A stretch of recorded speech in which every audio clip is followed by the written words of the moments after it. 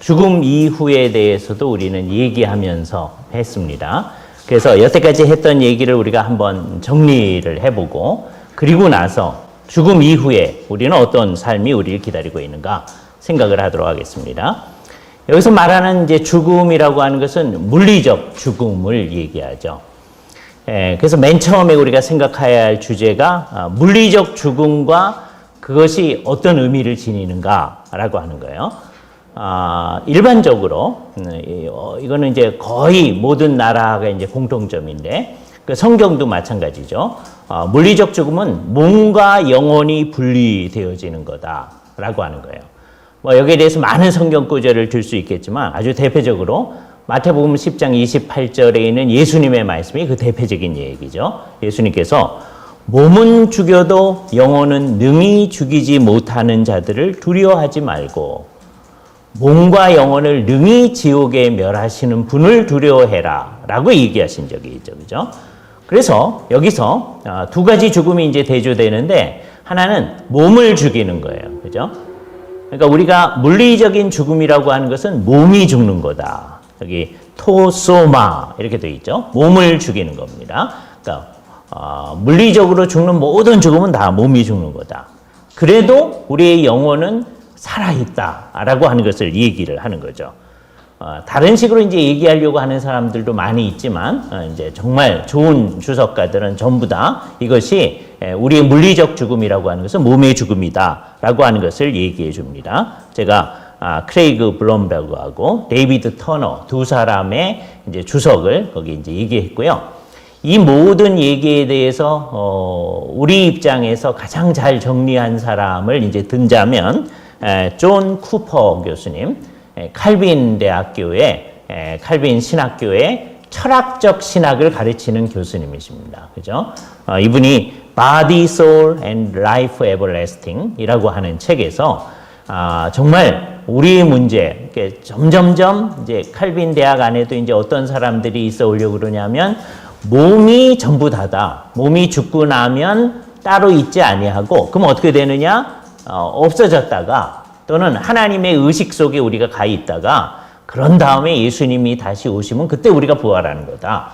라고 생각하는 사람들이 이제 많아지는 거죠. 그게 이제 반대하면서, 죽은 다음에 상태가 있다라고 하는 것을 아주 잘, 뭐 옛날 사람들은 다 그렇게 생각했는데요. 이제 오늘날의 입장에서도 그것을 잘 변증한 아주 대표적인 책으로 우리는 존 쿠퍼 교수님의 89년도에 나온 이 책을 우리가 생각을 할 수 있게 되어집니다.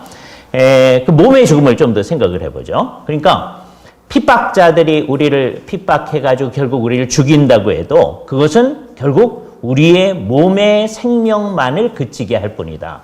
우리가 늘 의존하는 레온 모리스라고 하는, 이분은 이제 호주의 아주 좋은 신약학자이죠. 호주에 이따가 제가 이제 지금 현재 리들리 컬리지에서 신약학을 가르치는 교수님을 이제 이따가 얘기를 할 텐데, 그분보다 이제 먼저 한 세기 전에 작업을 하셨던 레온 모리스라고 하는 분. 이분은 이제 호주 출신인데요. 시드니 대학에서 이학사를 한 다음에 영국에 가가지고서는 이제 신학 공부를 하시고, 그다음에 PhD 하시고 한 분입니다. 그래서 예수님의 십자가를 너무 사랑하셔가지고요, 십자가에 대해서 4권의 책이나 쓰셨는데, 맨 처음에 쓰신 책이 십자가에 관한 사도적 선포라고 하는 책. 이게 박사학위 논문이에요. 런던 대학에서 쓰셨던 박사학위 논문을 이제 써내신 거고요.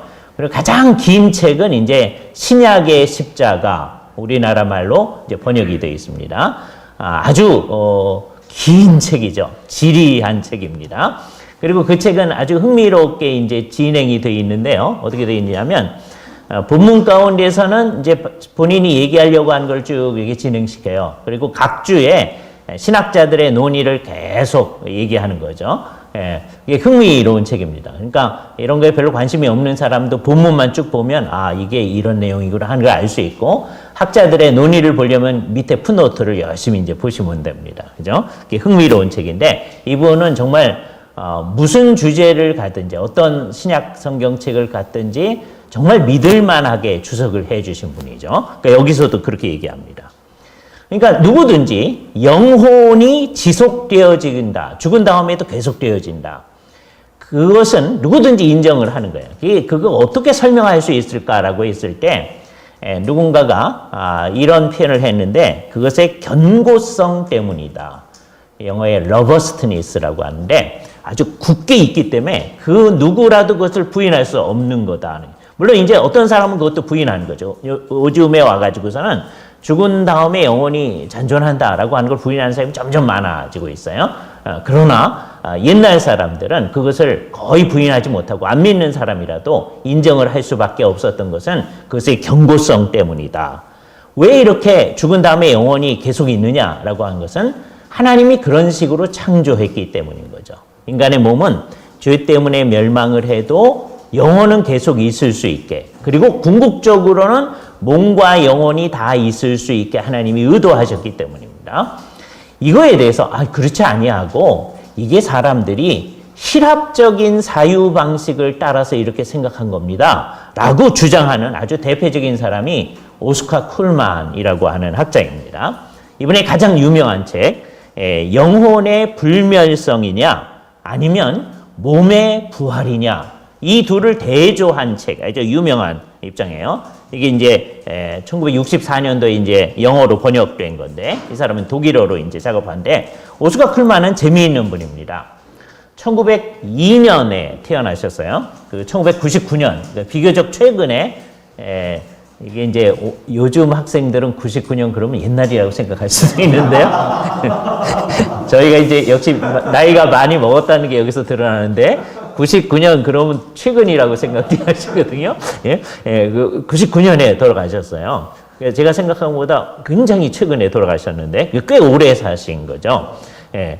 근데 이분은 알사스 로렌 지역에 있는 교회, 여기가 이제 옛날에 독일어권, 이제 불란서권이었는데 이제 독일어권으로 넘어갔죠. 알폰스 도떼의 마지막 수업의 대상이 되었던 그 지역 아닙니까? 독일어권에서 있었기 때문에 독일어권은 루터파란 말이에요. 이분이 루터파에 속한 사람입니다. 신학을 한 사람이었지만 임직한 사람은 아니에요. 그래서 이제 이제 루터파나 천주교에서는 늘 그런 사람들 레이맨이라고 하죠. 신학자인데 임직하지 않은 신학자입니다. 워낙 이 사람이 태어난 거는 스트라스부르 출신인데요. 스트라스부르는 워낙 이제 지금은 이제 거꾸로 불란서 지역에 속해 있지만 옛날에는 독일어권이었었으니까 1902년 2월 25일에 거기 태어나서 고대 교회와 신약 성경을 가르치는 교수로 바젤 대학에 있게 되어지죠. 바젤 대학은 요 당시에 칼 바르트가 이제 조직신학을 가르치고요. 그다음에 오스카 쿨만이 지금 신약학 가르치고 그 당시 사람들은 굉장히 많은 것을 받았을 겁니다.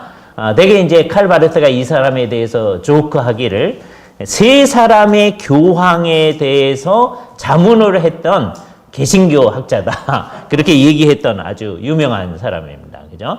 그리고 이제 우리가 하나님의 나라가 이미 왔는데 아직 아니 왔다라고 할 때 이분이 예를 들어 설명하기를 유럽의 2차 세계대전을 가지고 얘기한 거예요. 노르망디 상륙 작전을 했을 때 이 날이 소위 decisive day다. 그 D-Day라고 하죠. 그 이후로 이제 사람들이 뭐 중요한 일을 할 때마다 D-Day 그리고 D-3일, D-2일, D-1일 뭐 그러잖아요. 그죠? 그게 이제 그때 썼던 굉장히 유명한 말이고 그때 이제 결정적인 승리를 다 이루었죠. 그러나 그렇다고 해서 유럽에서 독일 사람들이 패배한 건 아니고 조금 더 전투를 해 나가야 되잖아요. 그래서 이제 몇 달 지난 다음에 전투에 이제 승리를 하게 되는데 그것을 빅토리 인 유럽 데이라고 하죠. 그래서 소위 D-Day와 V-Day의 그 차이점으로 하나님 나라가 이미 와 있는데 아직 안 온 지금의 현상을 얘기하고 예수님이 다시 오실 때를 빅토리 데이라고 설명했던 아주 대표적인 그런 설명은 이제 곳곳에서 나타나는데 그의 유명한 책 역사 속에서의 구원이라고 하는 책에서 이 얘기를 하는 겁니다. 하일 알스 게슈테 역사로서의 구원이라고 하는 이 책 가운데서 아주 대표적으로 얘기를 하는 책이죠. 근데 이분은 어떤 면에서 이제 양식 비평이라는 방법을 가지고 성경을 연구하려고 했기 때문에 이게 이제 우리하고는 차이점이 있지만, 그래서 자기 스스로가 이 역사로서의 구원이라는 책에서 얘기합니다. 양식 비평으로 훈련을 받은 우리들은 어쩔 수가 없다. 뭐 이렇게 얘기를 해요. 그럼에도 불구하고 상당히 예수님의 메시지를 잘 전달하려고 노력한 분이죠. 그런데 이제 가장 커다란 문제점이 양식 비평의 방법을 사용한다고 하는 것하고, 또 하나는 아까 얘기했던 우리의 영혼이 죽은 다음에 계속 있는 게 기독교의 메시지가 아니다. 이거는 오랫동안 기독교회가 플라톤주의적 사고에 영향을 받아서 했던 것이지, 기독교는 몸의 부활을 얘기하는 게 중요한 거다. 그래서 우리가 볼 때는 쓸데없이 이 둘을 대립시키고 있는 거예요. 그죠? 그래서 이분들은 뭐라고 얘기하냐면 사후 영혼의 존재를 믿는 게 플라톤주의적이다. 근데 그렇지 않다고 하는 것을 이제 얘기를 해보겠습니다. 죽은 다음에 사람이 존재한다라고 하는 것을 우리나라 사람도 옛날에 그렇게 생각하는 거예요. 우리나라 사람이 생각한다고 하는 것은 우리나라 사람뿐만 아니라 중국 사람, 일본 사람 다 그렇게 생각하는 거죠. 또 플라톤주의자들도 그렇게 생각합니다. 또 예수를 믿는 사람도 그렇게 생각해요. 그런데 생각이 다 다릅니다. 그러니까 우리나라 사람들이 플라톤주의적 생각 때문에 사후 영혼의 존재를 믿었다, 그렇게 얘기할 수 없는 거거든요. 신약 성경에 사후 영혼의 존재를 믿는 듯한 그런 표현들이 플라톤주의적 관념 때문에 그런 건 아니다라고 하는 것에 예를 들어드리는 거예요. 우리나라 사람들은 어떻게 생각하냐면, 사람이 우리가 흔히 혼비백산 한다고 그러잖아요. 깜짝 놀랐을 때 혼이 날아가고 백이 산산이 흩어졌다 하는 거죠. 그러니까 이제 정상적일 때는 사람이 어떻게 되느냐, 혼과 백이 같이 있는 거예요. 정상적일 때. 가끔 가다가 혼이 나갈 수가 있어요. 그래서 애들한테 너 그러면 혼난다, 그런 얘기가 바로 거기서 나오는 말이에요. 그러니까 엄밀하게 말하면 이제 혼난다, 그런 야단을 치면 안 되죠. 혼이 나가는 게 아니니까. 그죠? 예. 가끔 가다 나갔다가 들어왔다가 한다고 이제 우리나라 사람들이 생각한 거예요. 그런데 이게 완전히 나가게 됐을 때, 그래서 양기의 정령을 혼이라고 하고 음기의 정령을 백이라고 한다라고 성종 때의 학자인 성현이라는 사람이 용제총화라고 하는 책에서 얘기한 적이 있습니다. 그죠? 그래서 혼백으로 사람이 구성되어 있다는 거예요. 백은 조금 더 몸하고 가까워요. 그죠? 소마, 그 개념하고 상당히 똑같은 건 아닙니다. 왜냐하면 백도 조금 우리가 생각하는 기의 성격이 조금 더 있기 때문에 그래요. 그죠? 죽음이라고 하는 건 뭐냐? 아까 사람이 살아있을 때 혼이 이렇게 가끔 가다 나갔다 들어왔다 한다고 그랬잖아요. 그런데 죽음은 또는 혼이 완전히 탈출한 것으로서 육신으로 돌아올 수 없는 상태다라고 하는 것이 이제 한국 사람들의 생각이에요. 이게 우리들의 죽음과 이제 성경이 말하는, 또 오늘날 우리들이 생각하는 죽음하고 상당히 유사한 거죠. 그죠? 그러면서 이제 얘기의 주자의 얘기 이런 말이 있어요. 향에 불을 지피면 향의 냄새는 혼이요, 다음에 재는 백이다. 타고 남은 것은 백이다. 그처럼 사람다움, 그것은 혼이고, 다음에 그것을 형성하는 육신적인 것, 그래서 나중에 이렇게 타고 남는 것 같은 게 그게 백이다, 이렇게 얘기를 하는 거예요. 그죠? 그래서 이제 한국 사람은 어떻게 생각하냐면, 사람이 죽으면 혼은 하늘로 돌아가고 백은 땅으로 돌아간다, 이렇게 생각을 했던 겁니다. 우리나라 사람들은 죽음이라고 하는 것은 양기가 흐트러지는 것인데, 아까 양기는 이제 양기의 정령이 혼이라고 그랬잖아요. 근데 흐트러진 이 양기는 둘로 분화가 되는데, 하나는 승천하여 양으로서 신 또는 신명이 되어진다, 그런 말을 해요. 그래서 신명 난다라는 게 이런 말입니다. 신이 되어진다, 그렇게 얘기해요. 하나는 아래 세계로 내려가 가지고 강하여 이제 귀가 된다. 이게 우리나라에서 이게 귀신이 된다. 이게 중국 사람들은 귀라고 쓰고요. 우리나라에서는 그래서 귀신이라고 얘기하는 거죠. 이게 소위 성호 이익의 성호 사설에 나오는 얘기입니다. 사람이 죽으면 이제 하나는 신이 되고 하나는 음이 되어져서 귀가 되어진다. 그러니까 어떤 사람이 물에 빠져서 이제 죽게 되면 그 사람의 혼을 건져서 이 사람을 좋은 데 보내는 일을 해야 된다. 그것을 넉 건지기 굿 또는 혼 건지기 굿이라고 하는 걸 하는 거예요. 굿을 하는 거예요. 그렇지 않으면 이 사람이 어떻게 되느냐? 하늘로 승천하지 못하고 차가운 물 속에 계속 머무른다. 이렇게 생각하는 거예요. 이 세상에 있는 사람 가운데 한이나 원한이 많아서 승천하지 못하고 그렇게 되면 그 혼이 음기가 되어 구천을 떠다니다가 내려온 것을 원귀라고 하고 이것을 월염이라고 하고 그걸 일반적으로 객귀 또는 귀신이라고 하는 거죠. 그래서 이제 그런 사람들의 이 나그네 넋을 좋은 곳으로 보내줘야 되기 때문에 그것을 허주를 벗기는 의식이라고 이제 생각을 하는 겁니다. 이게 한국 사람들의 생각이에요. 이제 정신이 나가면 이 생각이 기독교에 그냥 영향을 미칩니다. 이게 어떻게 되느냐? 우리가 어렸을 때 귀신 쫓아내는 데를 이제 가면은요. 귀신 쫓아내시는 분들은 굉장히 신앙이 좋은 분들이잖아요. 그렇죠? 신앙이 좋다는 분들이 어떠냐면 꼭 너 누구냐 이러더라고요. 성경 가운데서 예수님께서 귀신 쫓아낼 때 너 누구냐 한 적이 딱 한 권인데 그게 소위 군대 귀신 쫓아낼 때입니다. 레기온을 쫓아낼 때 한 번 그러셨고 나머지는 그냥 쫓아내셨군요. 근데 우리나라에서는 귀신 쫓아낼 때 매번 너 누구냐 그러더라고요. 그죠? 그러더니 그 사람들이 이제 뭐라 그러냐면 얘 이모다 그러네요. 그런데 이제 얘 이모가 6개월 전에 돌아가셨어요. 그러면 그것을 성경적 개념을 가지고 판단을 해야 될 텐데 성경의 개념에 의하면 이따 얘기하겠지만 믿고 죽은 사람의 영혼은 이제 하늘에 가 있어요. 이따 이제 자세히 얘기하겠습니다. 안 믿고 죽은 사람은 지옥에 가거든요. 그러니까 우리나라 옛날 사람들이 생각하듯이 원한을 품고 이 세상에 떠돌고 있던 구천을 헤매고 있던 영혼이 원기가 돼서 이 세상의 사람 속에 들어갈 수가 없거든요. 근데 이 관념이 우리에게 영향을 미쳐가지고서는 너 누구냐 그랬을 때 이 이모다 그랬을 때 이제 그 귀신 쫓아내는 분들이 뭐라고 그러냐면 이모 귀신을 쫓아내야 된다는 거예요. 그렇죠? 그러니까 성경 생각하고요. 우리나라 전통적인 사고방식하고 막 섞어서 생각하려고 하는 일들이 많이 있는 거죠. 이게 이제 장례식장에서도 많은 사람이 생각하는 거죠. 여기 귀신이, 죽은 사람의 귀신이 여기 있다고 생각하는 거. 그게 잘못된 생각인 거죠. 그죠? 자, 우리나라 사람들은 이제 잘못 생각했지만 그래도 영혼이 있다는 생각을 하는 거예요. 플라톤주의자들은 옛날 힐합사는 어떻게 생각했느냐?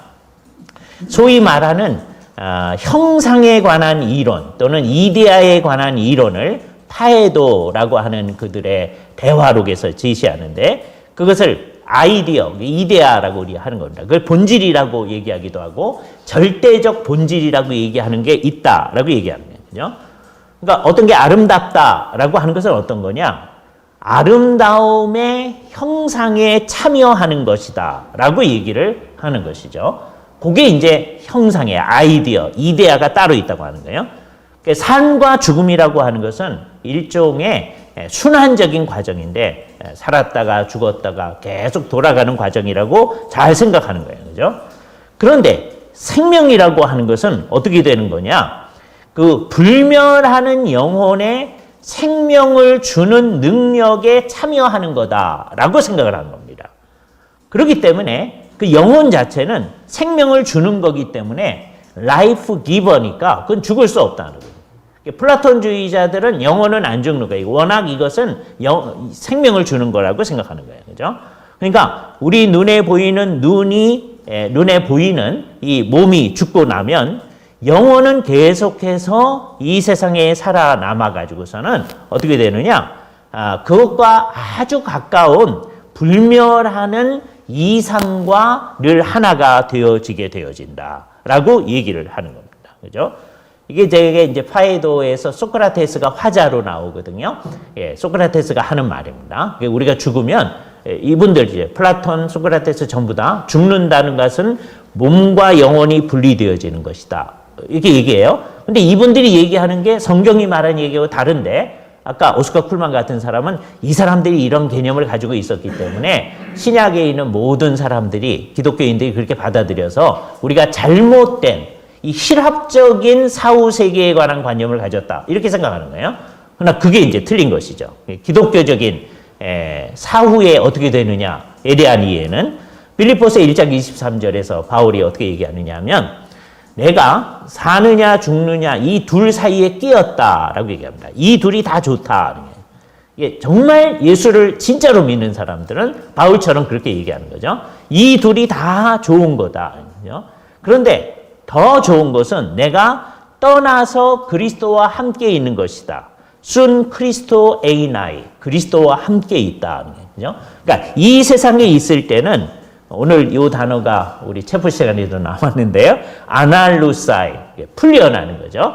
몸과 영혼이 같이 있는 거예요. 몸과 영혼이 같이 있다가 죽으면 영혼이 이제 풀려지는 거예요. 이 세상을 떠나가는 거예요. 이 세상을 떠나가면 어떻게 되느냐? 믿는 사람은 그리스도와 함께 있게 되어진다. 순 크리스토 에이나이. 이게 우리에게 있는 거다. 그게 나한테는 더 좋다. 그래서 바울은 죽는 것이 유익함이로라. 그렇게 얘기해요. 그죠? 헤르도스, 개인이라고 생각하는 거예요. 뭔가를 많이 얻는 거를 얘기하는 거죠. 그죠? 이거 굉장히 중요한 거죠. 진짜 신앙은 이렇게 나와야죠. 그죠? 내가 죽는 게 유익한 거다. 그죠? 물론 이제 자기가 그걸 선택하면 안 됩니다. 그럼 우리가 이제 자살을 이제 옹호하는 게 되잖아요. 그렇죠? 자기 마음대로 하는 게 아니에요. 하나님이 살아라 하면은 사는 것을 열심히 살아야죠. 우리는 뭐든지 열심히 하는 사람이니까. 근데 하나님께서 오라 하면 그것을 우리가 소천 그럽니다. 하늘의 부름을 받았다. 그렇죠? 오라 그러면 우리는 정말 유익하다. 기쁨을 가지고 주께로 가는 거죠. 사는 것도 좋고 죽는 것도 좋고 이게 기독교적인 관점이죠. 그죠? 죽음 앞에서. 그러니까 이제 의사 선생님들이 병원에서 이제 사람이 막 죽어가는데 죽는 것도 좋습니다. 이렇게 얘기는 못하죠. 그렇잖아요. 가족들이 지금 이분이 돌아가시지 않기를 막 바라고 있는데 어떻게 그 얘기를 하겠어요? 교회 공동체에서 우리가 아직도 생명이 있고 할 때 평소에 이것을 가르쳐야 됩니다. 그죠? 그래서 실제 장례가 딱 발생했을 때 목사님은 거기 가서 어떻게 위로할 말을 찾지 못할 때 그 상주 되시는 분들이 와가지고 목사님 너무 슬퍼하지 마십시오. 이래야 되는 거예요. 목사님이 가르쳐 주신 그 가르침에 의하면 이 죽는 게 그렇게 어려운 게 아닙니다. 이러고 나와야 되는 거죠. 그죠? 지금은 어떻게 되어 있느냐? 그 예수를 믿는다고 하는 그 가정도 막 슬퍼하고 막 잊고 있는데 목사님 가서 어떻게 위로할지를 모르고 이런 상황. 사실 이게 뒤바뀌어져야 됩니다. 목사님은 어떻게 위로할지를 모르고 있는데 성도들이, 그 본인들이, 상주 되시는 분들이 목사님이 평소에 가르쳐 주지 않았습니까? 이게 그렇게 나쁜 게 아닙니다. 이렇게 얘기해야 되는 거죠. 그죠? 이런 관념은 신약에만 있는 건 아니다. 이미 구약에도 시편 116편 15절에 그의 경건한 자들의 죽음을 여호와께서 보시기에 귀중한 것이다. 그죠? 이게 얼마나 재미있는 단어예요. 약하르라는 단어, 귀중하다. 우리의 죽음이 귀중하다. 죽는 게 아까 유익하다 그러더니 이번에는 귀중하다라는 얘기가 등장합니다. 여기에 이제 기독교인들의 죽음에 대한 이해가 상당히 다르기 때문에 이런 얘기가 나오는 것이다라고 말할 수 있어요. 그 얘기는 조금 더 다시 하기로 하고요. 물리적 죽음을 이제 1960년대까지는 대개 심폐사를 일반적으로 다 인정했습니다. 뭐 의사 선생님들 다 그렇게 얘기하고요. 지금도 이제 강력해서 심폐사를 우리는 죽음으로 보죠. 그런데 이제 요즘에 이제 점점점 인공호흡기가 이제 발전하고 상당히 오래 전서부터 발전했죠. 그 인공호흡기를 그냥 벤틸레이터라고 쓰기도 하는데 쓰죠. 근데 좀 이상하긴 하더라고요. 레스피레이터가 적절한 것 같다 그런 생각도 드는데 사실은 뭐 같이 쓰니까 영어 표현에 있어서는 그걸 사용하고요. 그 벤틸레이터의 이제 모습입니다. 그다음에 뇌파를 관찰한 게 1924년도서부터 관찰하기 시작했다고 그래요. 그리고 1950년대에서부터 소위 뇌전도 지도를 해서 지금 우리가 이제 뇌파가 이렇게 뜁니다 하는 그 그리는 거 그게 그때서부터 이제 나온 겁니다. 그리고 나니까 이제 무슨 개념이 나타나기 시작했느냐면 소위 뇌사라는 개념을 사용할 수 있느냐. 그죠? 68년도에 하버드 의대에서 뇌사정의위원회가 이제 만들어졌어요. Ad-hoc Committee to examine the definition of the brain death. 뇌사를 정의할 수 있는 위원회. 그 사안을 하는 거죠. 그때 이제 다음과 같은 한 4가지 정도의 얘기를 68년도에 이미 하기 시작했습니다. 첫 번째, 외적으로 주어지는 자극들과 내적 필요의 수용성도 없고 반응하지도 않고, 두 번째, 자발적인 근육의 움직임이 없고 자발적 호흡이 없고 뇌사의 반사 반응들이 없을 때, 그리고 뇌파가 잡히지 않을 때, 그리고 이런 뇌사에 빠지면 일반적으로 2주 후에 또 긴 경우에는 지난번에 한 달이라고 또 얘기하셨어요. 그 후에 심폐사에 이제 빠지게 되어지죠. 그죠? 그러니까 2주 또는 한 달 후에 분명히 죽을 사람이에요. 자, 이러는 상황이니까 이걸 뇌사라고 이제 정의를 하게 되면 그 사람으로부터 장기를 적출해서 장기를 필요로 하는 사람들에게 사용하면 어떨까? 이런 생각들이 나오는 거죠. 이게 뇌사를 인정해야만 이게 가능한 거죠. 그렇지 않으면 죽지 않은 사람한테서 장기를 빼내는 게 되잖아요. 요 정의하고 거의 유사한 정의가 오늘날도 그냥 사용됩니다. 영국의 National Health Service, NHS라고 하는 게 이제 영국에서 이 문제를 다루는 거잖아요. 대개 이제 뇌사 판정할 때 이게 잘못 판정하지 않기 위해서 그걸 2번씩 하라, 그렇게 얘기하는 거예요. 첫 번째 뭘 하라고 하느냐면 토치를 이제 눈에 쐬어 가지고서는 그것이 빛에 반응하는지 여부를 봐라. 그걸 안 하면은 이게 첫 번째 이제 뇌사의 기준에 걸린 거예요. 두 번째, 굉장히 민감한 눈에다가 티슈나 코튼 울, 우리 이제 이제 목욕하고 난 다음에 이제 여러분 사용하는 거 있잖아요. 그런 걸 이제 자극을 줘 가지고서는 반응, 리액션이 있는지를 봐라라고 하는 거죠. 그리고 이마나 또는 코를 꼬집어 봐가지고서는 어떤 반응의 움직임이 있는지를 봐라라고 하는 거예요. 또는 아주 차가운 물을 양쪽 귀에 넣어가지고서는 어떤 눈의 움직임, 귀에 넣으면 눈이 움직이게 되니까 그런 게 있는 게 보라라고 얘기하는 거죠. 다음에 또 이제 그 기도에 플라스틱인 튜브를 넣어가지고서는 어떤 반응이 있는 걸 봐라라고 얘기하는 거죠. 그리고서는 이제 아까 얘기했던 그 벤틸레이터를 잠깐 끄고서는 그 사람이 자발적으로 호흡하고 있는 수 있는지를 봐라. 요것을 2번 반복해서 그 사람이 뇌사에 빠졌는지 아닌지를 보도록 하는 거죠. 그랬을 때 우리는 어떻게 얘기해야 되느냐? 우리는 뇌사는 어떤 사람들에게 있어서 죽어가는 과정의 끝이 아니라 죽어가는 과정의 일부분이다. 왜? 2주 후에 그 사람이 정말 심폐사로 가는 거니까 이렇게 생각을 해야 할 것입니다. 그죠? 자, 그러니까 영혼이 같이 있으면, 그러니까 뇌사 상태에 있을 때는 아직 영혼이 같이 있다고 생각하는 거죠. 그러니까 뇌사도 아닌 상태, 식물인간 상태, 그건 분명히 영혼이 같이 있는 거죠. 그럴 때에는 생명 활동에 있는 거죠. 그럴 때는 우리가 소위 바이탈리티 체크를 하지 않습니까? 그러니까 이것이 이제 물리적 죽음에 대한 정의는 뭐냐? 우리는 생명의 시작 문제에 있어서도 프로라이프 입장이지만 생명의 끝의 입장에 있어도 프로라이프 입장을 가질 수밖에 없다. 그죠? 영혼이 있는 한 우리가 그 사람의 영혼을 어떻게 할 수가 없다는 거예요. 그죠? 자, 그러면 뇌사 문제와 관련해서 우리는 아무것도 할 수 없느냐라고 했을 때 이게 진짜 뇌사라고 하는 게 분명해지면, 이게 제가 옛날에 제안을 해봤던 건데요. 이게 우리나라에서 이제 사전 의료 지향서 얘기가 나오기 훨씬 전에 했던 얘기입니다. 본인이 순전히 인도적인 동기에서 사전에 자발적인 의사 표시를 분명히 한 경우에, 이게 첫 번째예요. 그러니까 남이 한다든지 추정 이거 하면 안 된다라고 하는 거예요. 2명 이상의 전문가가 뇌사 상태에 이르렀다고 판단한 경우에 한해서. 근데 이제 대개는 장기 이식에 관련되는 의사 선생님이 거기에 포함되면 안 된다. 이렇게 대개들 생각하죠. 왜냐하면 이 사람은 장기를 이식할 수 있도록 좀 자유롭게 할 성향이 있을 수가 있으니까. 안 그럴 수도 있지만.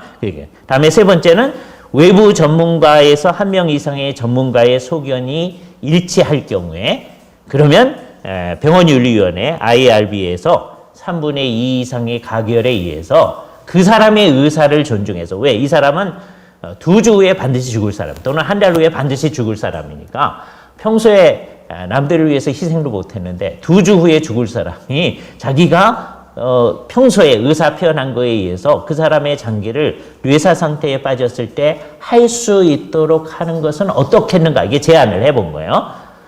이 제안을 했을 때 우리나라의 이제 기독교 윤리학회에서 굉장히 보수적인 입장에 있는 분들이 이것도 굉장히 어려워하셨어요. 왜요? 그러면 이 뇌사를 인정하는 게 아니냐. 저는 이게 뇌사가 사망으로 인정하는 건 아닌데 그 사람이 이제 2주 또는 한 달 후에 죽을 사람이니까 자기가 희생을 하는 거니까 그거를 할 수 있게 해줘야 되지 않을까라고 제안한 거예요. 그런데 이제 법적으로는 문제죠. 우리는 심폐사를 사망이라고 했으니까 뇌사 상태에 있는 사람의 경우에 요것을 적용해서 장기를 적출한다고 하면 이게 죽지 않은 사람의 장기를 적출한 게 되는 거예요. 이게 복잡한 문제가 나오겠죠. 그러니까 아예 편안하게 이 가능성도 배제하자. 그쪽 사람들 한쪽에 있습니다. 또는 이게 자유롭게 보신 분들은 그러니까 우리 뇌사 인정하자라고 하시는 분들도 있었어요. 이제 우리 이제 복음주의적 입장을 가진 의사 선생님들도 이 입장에 다 있어요. 대개 이제 의사 선생님들 가운데서는 이제 우리나라에서 이따가 참 얘기하겠지만 이런 문제에 있어서 가장 보수적 입장 나타내신 분은 우리 이상원 교수님이십니다. 이상원 교수님은 늘 이 문제에 있어서도 뇌사 절대로 인정하면 안 된다. 그런 입장이에요. 저는 안 된다고 하면서도 이런 제안을 가지고 우리 토론해보자라고 하는 거예요. 이따가 이 문제를 가지고 한번 토론해 볼 만한 주제라고 생각되어집니다. 그죠? 그러나 이것을 얘기할 때 뭘 분명히 해야 되느냐. 소위 안락사, 소위 유타나시아, 좋은 죽음이라고 하는 게 있을 수 없다라고 하는 얘기를 해야 돼요. 왜? 생명의 원천은 하나님이시잖아요. 그러니까 생명 문제와 관련해서 우리는 기본적으로 수동적이다. 패시브하다는 거죠. 그러나 이 얘기를 강조할 때 우리가 늘 오해받을 수 있는 게 뭐냐면 주어진 생명을 보호하고 더 온전하게 하는 일에 있어서 우리가 적극적이다라고 하는 것을 잊어버리면 안 됩니다. 우리는 늘 패시브한 게 아니고 생명을 시작을 어떻게 볼 거냐 마지막을 어떻게 볼 거냐 하는 것에 있어서는 하나님이 알아서 하는 거니까 우리는 패시브하지만 주어진 생명을 잘 보존하고 그래서 우리는 낙태를 안 된다라고 얘기하는 게 바로 그런 거죠. 수정란을 없애면 안 된다라고 하는 게 이런 입장입니다. 주어진 생명은 끝까지 보존해야 된다. 적극적으로 해야 된다. 그러니까 죽음도 주께서 취하여 가시기 전까지는 우리는 프로라이프 입장을 잘 가져야 된대요. 이런 입장을 대변하는 이제 사람 몇 분만 소개를 할게요. 첫 번째는 존 데이비스라는 분이에요. 이분은 미국의 고든 코넬 신학교의 조직신학과 윤리학을 가르치는 아주 대표적인 분입니다. 데이비드 웨일스하고 이제 같이 조직신학도 가르치고 이번 윤리학도 가르치는 거예요. 복음주의 윤리라고 하는 책 1985년도에 내신 책인데 이 책에서 아주 분명하게 우리가 이런 입장을 우리는 가져야 된다라고 하는 얘기가 있어요. 또 두 명의 파인버그 이 사람들은 이제 다 트리니티 신학교의 조직신학 교수를 했던 분인데요.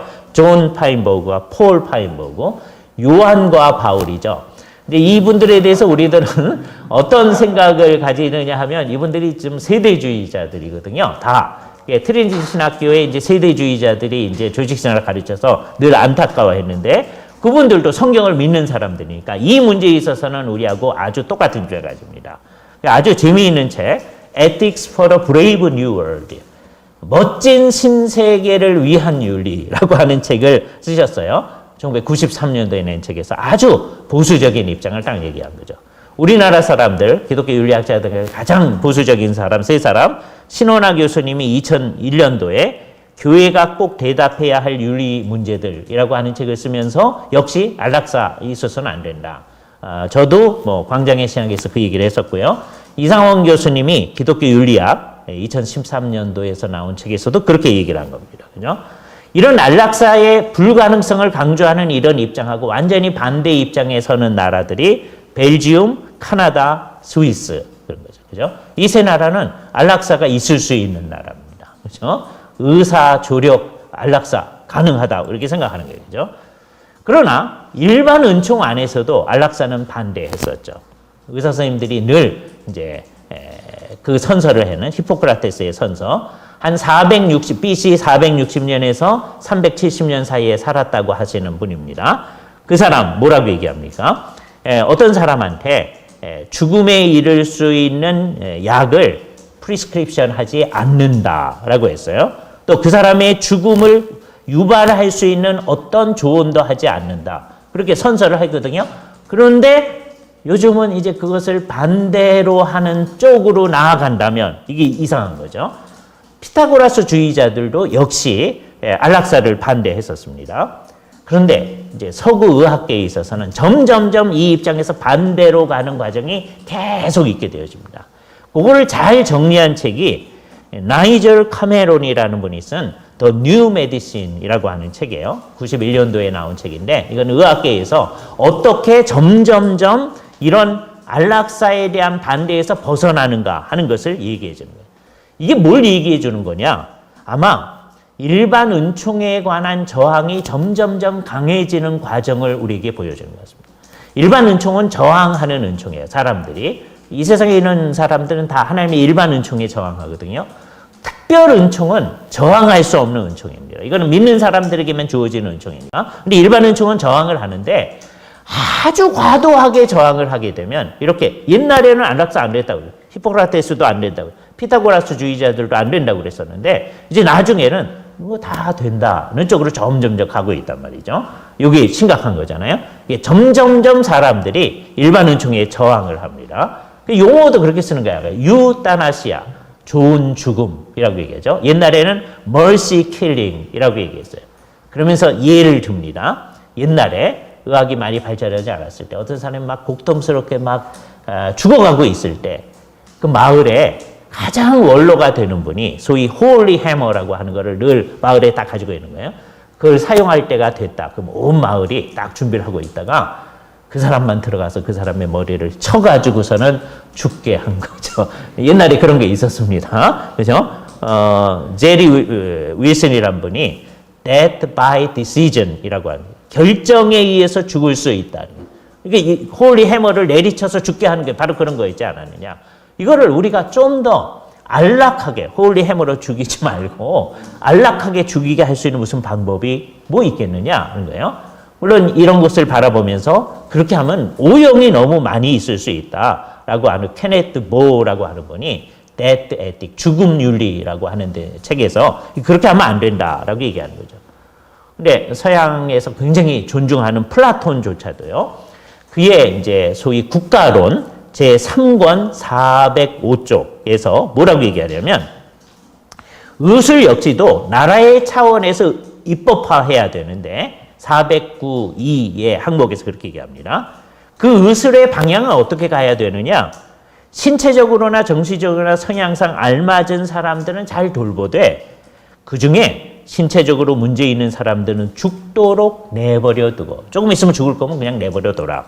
정신적으로 그 성향이 나쁘고 불치인 상태의 사람은 스스로 죽게끔 한다. 그 사람이 자살해서 죽게끔 이렇게 만들어야 한다. 이게 이제 확장해 나아가면 어떻게 하겠어요? 히틀러 시대의 우생학적인 죽음, 이게 자살을 유도를 하게 하는 거죠. 그죠? 그러니까 처음에는 예를 들어서 이제 정신병자 같은 사람들을 거세를 하는 거죠. 왜? 아이를 낳으면 자기도 고통이고 애들도 고통이고 하니까 그거 하면 거세를 하는 게 그 사람한테 더 좋다. 그러다가 더 나아가면 이제 죽일 수 있다. 이런 생각으로 나아갔던 거죠. 자살을 받아들인 최초의 이제 학자는 소포크레테스라고 생각을 합니다. 스토아 학자들은 불치의 병이나 제거할 수 있는 고통, 심한 육체적 불구, 그리고 명예를 지킨다는 등의 이유로 자살하는 걸 용인한 거죠. 일본 사람들도 마찬가지네요. 명예를 지키기 위해서 자기를 죽이는 거. 또는 이슬람 교도들이 딸들이 무슨 잘못을 했다. 그러면 이제 오빠가 와서 죽이잖아요. 명예를 지키기 위해서. 그런 거 다 있을 수 있다. 이렇게 생각하는 거예요. 기독교의 연양하에 있던 사람들 가운데서 점점 그렇게 가는데 토마스 모어의 유토피아에 보면 불치의 질병이나 극심한 통증에 시달리는 경우에 자살은 바람직한 것이다. 이렇게 유토피아에서는 그런 거예요. 유토피아가 아니네요. 그렇게 생각한 거죠. 그죠? 이 세상에 우리 건전한 사람들이 잘 살 수 있도록 하기 위해서 이런 사람은 스스로 죽게끔 하는 것이 바람직하다. 이렇게 생각한 겁니다. 그죠? 이런 전통은 계속되는 거예요. 베이컨도 그런 식으로 생각했고요. 존 돈이라고 하는 영국에서 형이상학적 시를 쓴 이게 목사님이신데 영국 성공의 목사님이세요. 근데 지금은 시인으로 더 잘 알려져 있습니다. 형이상학적 시 시라고 하는 시. 그래서 이거 가지고 논문 쓰시는 분도 있거든요. 굉장히 의미 있습니다. 하나님을 찬양하는 시도 많이 내셨어요. 그런데 이분도 이런 죽음이 있을 수 있다. 또 볼테르라고 하는 계몽주의자 뭐 있을 수 있다. 장자크 루소 다 있을 수 있다. 그죠? 점점 그렇게 하는 거예요. 신학자 가운데서는 가장 유명한 조셉 플래처가 Moral and Decision, 도덕과 메디신이라고 하는 책에서 허용될 때도 있다. 초기에는 그랬어요. 허용될 때도 있다. 그러다가 나중에는요. 이것이 도덕적으로 반드시 있어야 된다.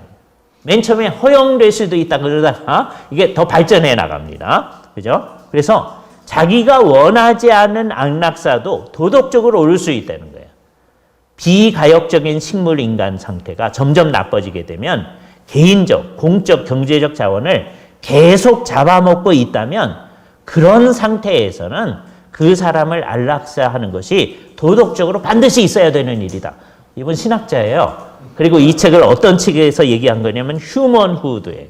그러니까 인간됨이 이런 건데 인간됨에 미치지 못하는 상황에서는 죽어야 된다라는 얘기를 하는 겁니다. 궁금하잖아요. 조셉 플래서가 어떤 사람인지. 그래서 1905년에 태어나서 1991년도에 돌아가셨는데요. 이분은 웨스트 버지니아 대학 출신입니다. 대학 2학년 때 예수를 믿었다고 그래요. 그죠? 왜 그랬느냐? 기독교가 사회를 변화시키는데 도움이 되어진다라고 생각해요. 이분의 목적은 겁니다. 이 사회를 변화시키는 데 도움이 되면 기독교도 좋겠네 이런 거예요. 이게 마치 뭐와 똑같은 거냐면 시문의 상록수 비슷한 겁니다.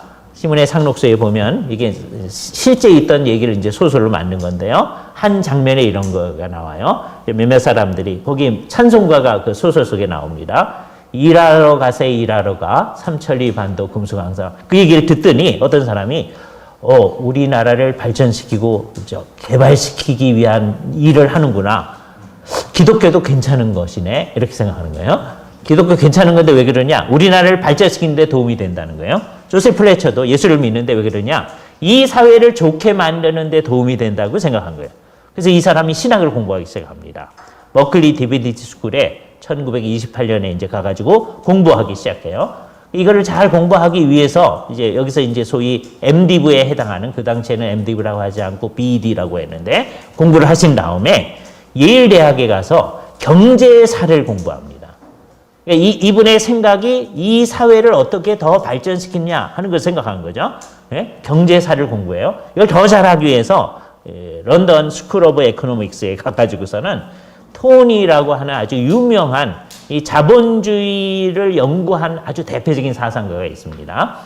토니에 대해서 좀 더 이제 잘 알려면 토니에 대해서 책을 이따만한 책을 쓰신 이제 고려대학교 교수님이 계세요. 좋은 이제 집사님이십니다. 토니에 대해서 연구를 하기 위해서 일부러 런던 스쿨 오브 이코노믹스를 갔어요. 그리고서는 1936년도에 신시내티에 있는 세인트 폴 카테드럴의 디인이 됩니다. 디인은 굉장히 높은 이제 성직자예요. 이분은 에피스코팔 전통 속에 있는 거거든요. 그리고 기독교 윤리를 에피스코팔 디비니티 스쿨하고 하버드 디비니티 스쿨에서 44년도서부터 70년 사이에 가르칩니다. 기독교 윤리를 가르친 사람이에요. 그리고 이분이 버지니아 대학에서 처음으로 메디칼 에틱스를 가르칩니다. 이게 71년도라고 그래요. 그러니까 굉장히 앞장서서 의료 윤리를 가르친 거죠. 그런데 방향이 어떤 방향이냐? 우리가 이 사람을 늘 얘기하는데요. 상황 윤리, 이 사람이 이제 그것을 유명하거든요. 만일에 사랑이라는 동기에서 어떤 일을 했다면 그건 어떤 것인지 다 괜찮다라고 하는 거예요. 그죠? 누구든지 다 아는 얘기 하나 인용을 합니다. 이분이 얘기한 거죠. 2차 세계대전이 있을 때 가만 봤더니 유대인들을 전부 다 이제 수용소로 갖추는데 초기에는요, 수용소에 있는 사람들 가운데서 여자분들이 임신을 하면 그 사람들은 수용소에서 나가게 해주는 거예요. 나중엔 그거 없습니다. 그죠? 그런데 초기에는 그랬다 그러는 거예요. 그러니까 그 예를 가지고 이분이 예를 듭니다. 그때 유대인 여자가 자기 이제 사랑하는 남편하고 애들을 만나기 위해서 독일인 간수 중에 좀 괜찮아 보이는 사람한테 나를 임신시켜 주십시오 라고 요청을 한다면 그거는 죄일까 아닐까? 이런 예를 이제 이분이 듭니다. 사람들을 막 헷갈리게 만드는 거죠. 그렇죠? 사랑이 자기 사랑하는 아들하고 사랑하는 남편을 만나기 위해서 임신을 해야 나갈 수가 있으니까. 임신을 못하면 안 내보내주니까. 그렇죠? 그거는 좋은 거냐 나쁜 거냐. 그러면 이 독일인 간수는 이 여인하고 성적인 관계를 맺을 때 하나님의 법을 어기는 건데 그거는 이 사람을 순전히 임신시켜 가지고서는 내보내려고 하는 건데 옳은 거냐 그런 거냐 그 얘기를 하는 거예요. 그죠? 이게 상황윤리입니다. 이 사람이 얘기하는. 그죠? 이것을요. 미국 휴머니스트 어소시에이션에서 1974년도에 올해의 휴머니스트로 이제 이분을 이제 상을 줍니다. 그죠? 이분은 미국 안락사 협회 이제 회장도 했고요. 나중에는 안락사 협회를 죽을 수 있는 권리를 지향하는 위원회, 소사이어티라고 이름을 바꿉니다. 이분의 유명한 책이 아까 얘기했던 Moral and Medicine이라고 하는 책. 이 책이 소위 천주교 이외에서 의료 윤리를 다룬 최초의 책이라고 생각하는 거예요. 54년도 책인데. 그래서 많은 사람들은 이 사람을 현대 의료 윤리의 아버지라고 말해요. 그런데 입장은 상황 윤리적 입장이다. 우리가 생각하는 의료 윤리가 아닌 거예요. 그죠?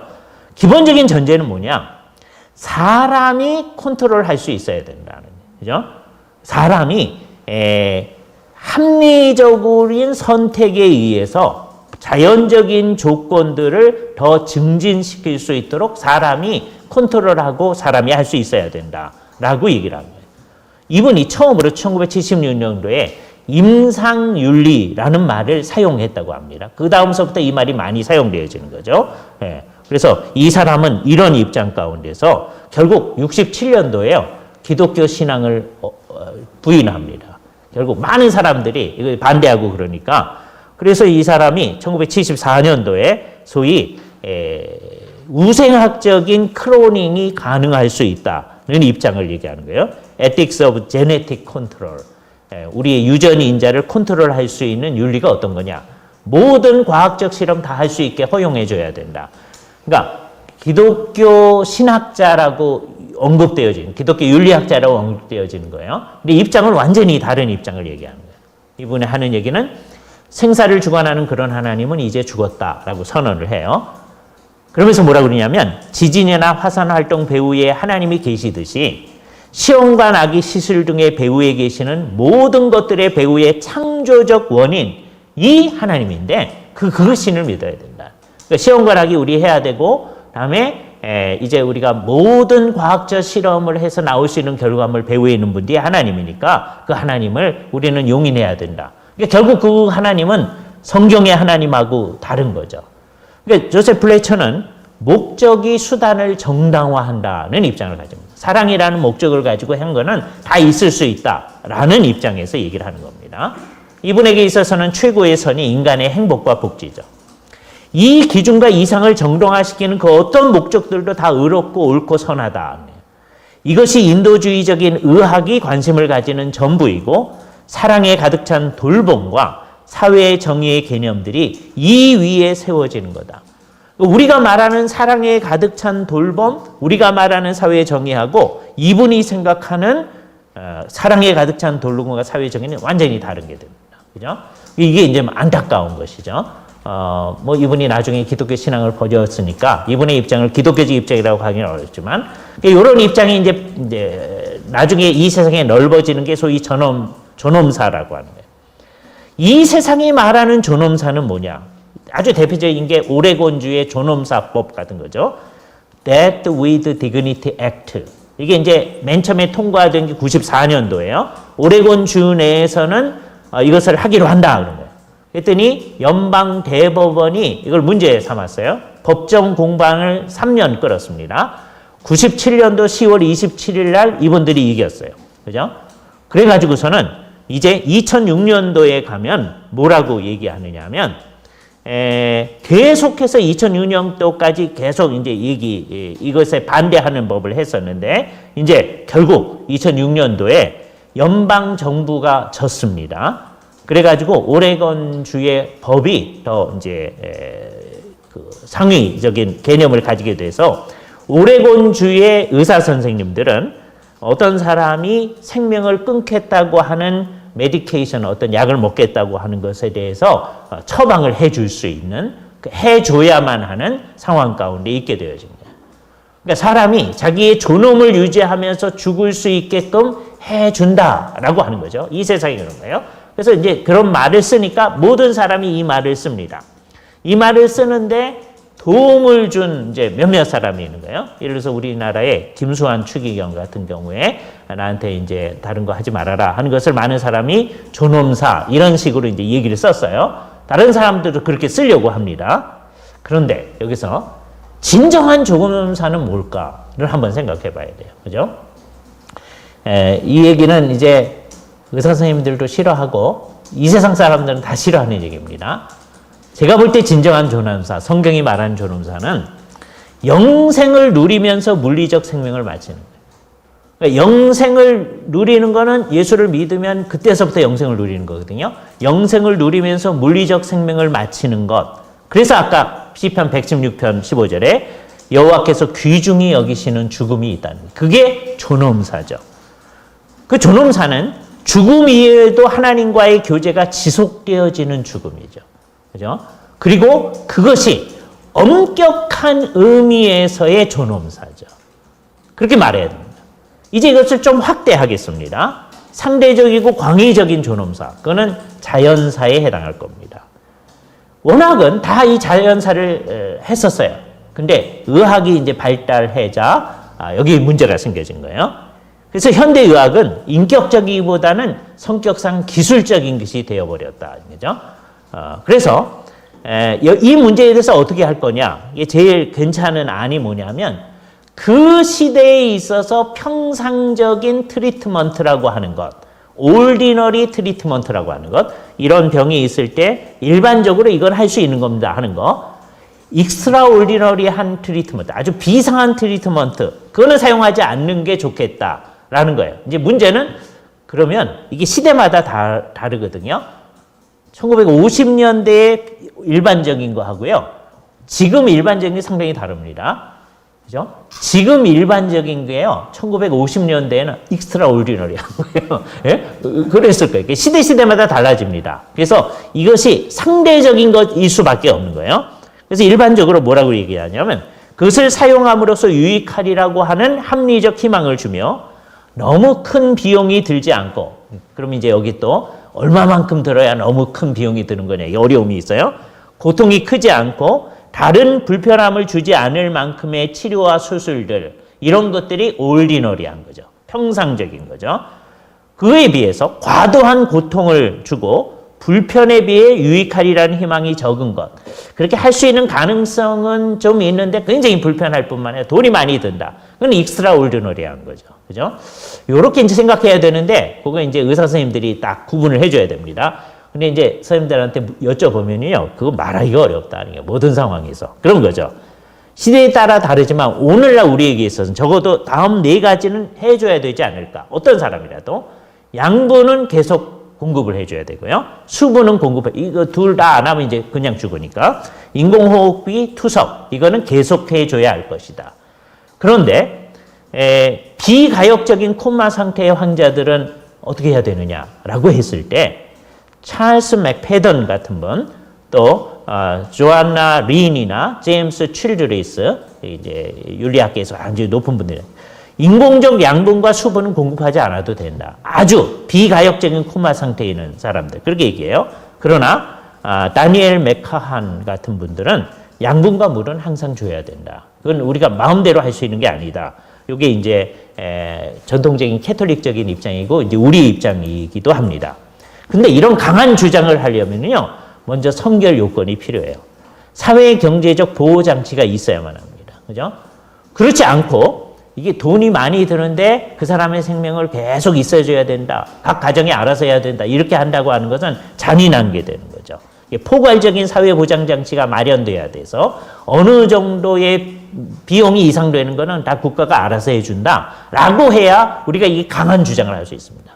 그 전까지는 자선기관과 교회의 기금들이 이것을 해야 돼요. 그죠? 그러니까 우리나라의 경우하고 미국 경우가 조금 성격이 다른데, 미국은 병원비가 많이 들죠. 많이 드는데 돈이 없으면은요, 그 사회보장하는 단체에서 나와가지고 또 교회 같은 기금을 사용해서 이제 자기가 내야 할 돈을 막 깎아줘요. 그런 다음에 이걸 어떻게 하느냐 하면 조금씩 분납해서 평생 내도록 하는 그 경우도 있어요. 우리는 그런 거 없죠. 차라리 우리는 미국보다는 적게 드는데 그런 문제가 있어요. 그죠? 그래서 당대의 의료적 치료가 허용되는 범위 내에서 일반적인 생명 영장 장치를 최대로 사용하려고 노력해야 되는데 이게 기본적이에요. 근데 여기에 이제 숨통을 조금 트여줄 수 있는 게 우리가 여러 번 얘기한 사전 영명 의료 의향서의 작성입니다. 미리 이 얘기를 해놓으면 기본적으로 맨 처음에 논의는 말기 암 환자 등의 경우 이게 이제 확대되어진 거예요. 왜? 사전 연명 의료 의향서를 우리가 미리 얘기할 수 있으니까요. 순전히 자발적인 의사로 본인에 대해 무의미한 치료를 사용하지 말기를 아주 명백히 드러낸 경우에 한해서 오늘날 이것은 또 확대하기도 합니다. 무의미한 치료를 중단할 수 있는 가능성을 우리는 이미 얘기를 해놓은 거예요. 우리나라 법으로도 하고 시행을 할 수 있는 거죠. 그런데 이때 이제 주의해야 될 것은 무의미한 연명치료가 과연 무엇인가를 의문시하게 만든 예들이 나타난 거죠. 첫 번째 예, 두 번째 예, 지난번에 우리가 다 얘기한 건데요. 카렌의 경우에도 인공호흡기를 제거한 뒤에 대개는 그거 제거하면 금방 죽을 거라고 생각했거든요. 그런데 9년이 지나서 85년도 6월 11일 날 사망했어요. 그러니까 딱 제거하면 죽을 줄 알았는데 카렌의 경우에는 계속 그 양분하고 수분은 계속 공급해 준 거죠. 그래서 9년 좀 넘게 살았고요. 김 할머니 사건도 2009년 5월 말에 호흡기를 제거했는데 7개월 지난 다음에라 소천하셨어요. 이분은 믿는 분이었다고 얘기하니까. 그러니까 이거 제거하면 금방 죽는다고 생각을 했었는데 그게 우리 마음대로 되는 건 아니구나 라고 하는 걸 우리가 알게 됐습니다. 그죠? 그래서 이거는 우리 마음대로 무의미한 연명치료가 뭔가를 우리 마음대로 규정하기는 굉장히 어렵다라고 하는 거는 분명히 하면서도 이 제도를 의미 있게 사용하는 것은 의미가 있는데 이런 용어 사용과 판단에 있어서 주의해야 할 것은 안락사 그런 용어 사용하면 안 되죠. 자비사 안 될 겁니다. 존엄사 안 되죠. 쓰려면 아까 우리가 말한 엄격한 의미의 존엄사 다음에 광해의 존엄사 그건 이제 이 자연사를 얘기하는 거예요. 그러니까 존엄적 안락사 이런 말 안 되는 겁니다. 그죠? 그 말 대신에 쓸 수 있는 말은 말기 환자에 대한 연명치료의 선택 그런 말을 쓸 수 있죠. 그건 미리 사전 의료 지향서에 의해서 어떻게 할 것인가 할 수 있는 거죠. 그런데 이제 요때 김할머니 사건에서 소수 의견, 마이너리티 리포트를 냈던 두 분의 대법관이 있습니다. 안대희 대법관하고 양찬수 대법관. 이분들은 굉장히 중요한 공헌을 했어요. 이분들의 견해가 통과되지는 않았어요. 그러나 뭐라고 얘기했냐면 환자가 회복 불가능한 사망 단계에 진입하였다고 단정하기 어렵다. 그랬어요. 다른 분들은 이게 조금 있으면 돌아가실 건데.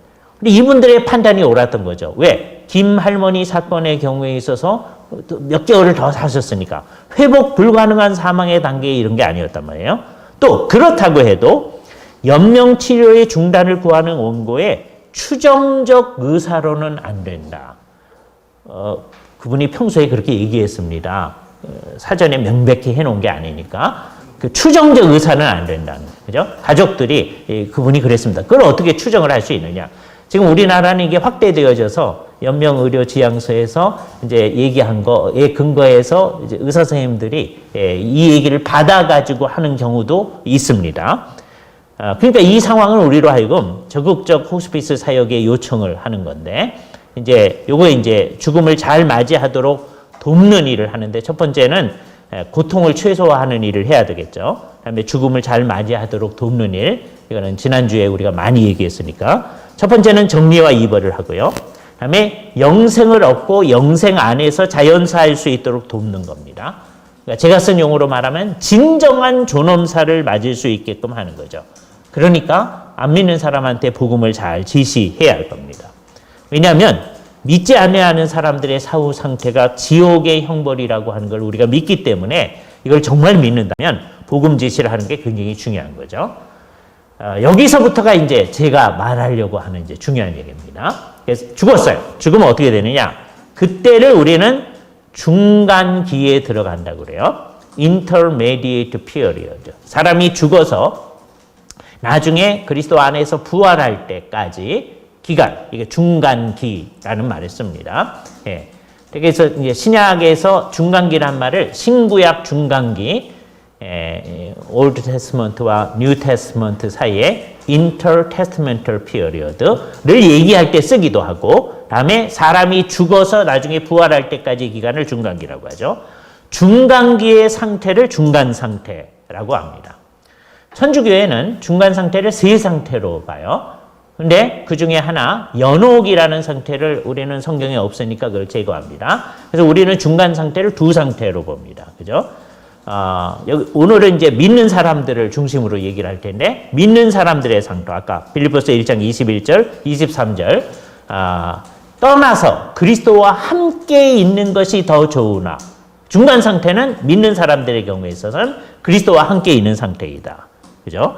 고린도후서 5장 8절에서 바울은 우리가 담대하여 원하는 바는 차라리 몸을 떠나 주와 함께 있는 것이다 라고 하는 거예요. 주님과 함께 이 세상에 있는 것이다. 근데 하늘에서 있는 것이죠. 그래서 우리는 뭐라고 얘기하느냐? 모든 성도들은 죽으면 부활을 기다리면서 하나님 면전에 있는 거다. With Christ, in the presence of Christ, God. 그런 말을 합니다. 그죠? 이게 제가 이제 제일 처음 번역했던 책이 마지막에 될 일들이라는 책인데요. 83년도에 아까 안 교수님하고 얘기했는데 그 책이 이제 나왔었는데 그때 조지 레드가 썼던 말입니다. 그리스도와 함께 하나님 면전에 있다. 우리들은. 안 믿는 사람들은 지옥에 있다. 그런 얘기예요. 그죠? 그러니까 구약의 성도들도 마찬가지였다는 거예요. 악인은 그의 환난에 엎드러져도 의인은 그의 죽음에도 소망이 있느니라. 그러려면 죽음 이후의 중간 상태가 좋은 상태여야 되잖아요. 그죠? 그래서 이것을 잘 살펴봐야 된다. 상당히 많은 사람들은 구약 시대에는 다 스올로 간다라고 생각하는 사람이 많아요. 말 표현이 그렇거든요. 죽는 거를 스올로 간다라고 얘기를 해요. 근데 그 말이 무슨 뜻이냐? 야곱이 이제 베냐민을 이제 데리고 오라고 한다는 얘기를 듣고서는 그러면 나로 백발로 슬피 울면서 스올로 가게 함이 될 것임이니라 이렇게 얘기하거든요. 근데 그 뜻을 진짜 스올에 간다라고 생각하면 안 되는데 상당히 많은 사람들은 구약 학자들 되게 그렇게 합니다. 스올이라는 곳에 간다. 유대인들이 자꾸 그렇게 생각하는 거예요. 근데 그 뜻은 뭐냐? 우리나라 사람들이 어떤 사람들이 죽었을 때 점잖게 말할 때는 죽었습니다 이러지 아니하고 돌아가셨습니다. 그렇게 얘기하잖아요. 근데 돌아가셨습니다라고 얘기했을 때 워낙 하늘에 있었다가 이 세상에 왔다가 돌아갔습니다라는 뜻으로 얘기를 안 하죠. 그냥 예수 믿는 사람도 돌아가셨습니다 그러는 거예요. 그냥 점잖게 말하는 방식이에요. 옛날 유대인들은 사람이 죽은 것을 스올로 내려간다 이렇게 표현한 거예요. 야곱도 하나님의 백성인데도 스올에 내려간다라고 표현해요. 스올이란 장소로 간다는 게 아니라고 생각해요. 이건 죽는다는 말을 늘 하는 말이에요. 스올로 내려가면 어떻게 되느냐? 죽으면 어떻게 되느냐 말이에요. 그럼 어떻게 되느냐? 시편 16편 11절에 주께서 생명의 길을 내게 보이시리니 주의 앞에는 충만한 기쁨이 있고 주의 오른쪽에는 영원한 즐거움이 있나이다. 라는 표현을 어떻게 이해할 거냐?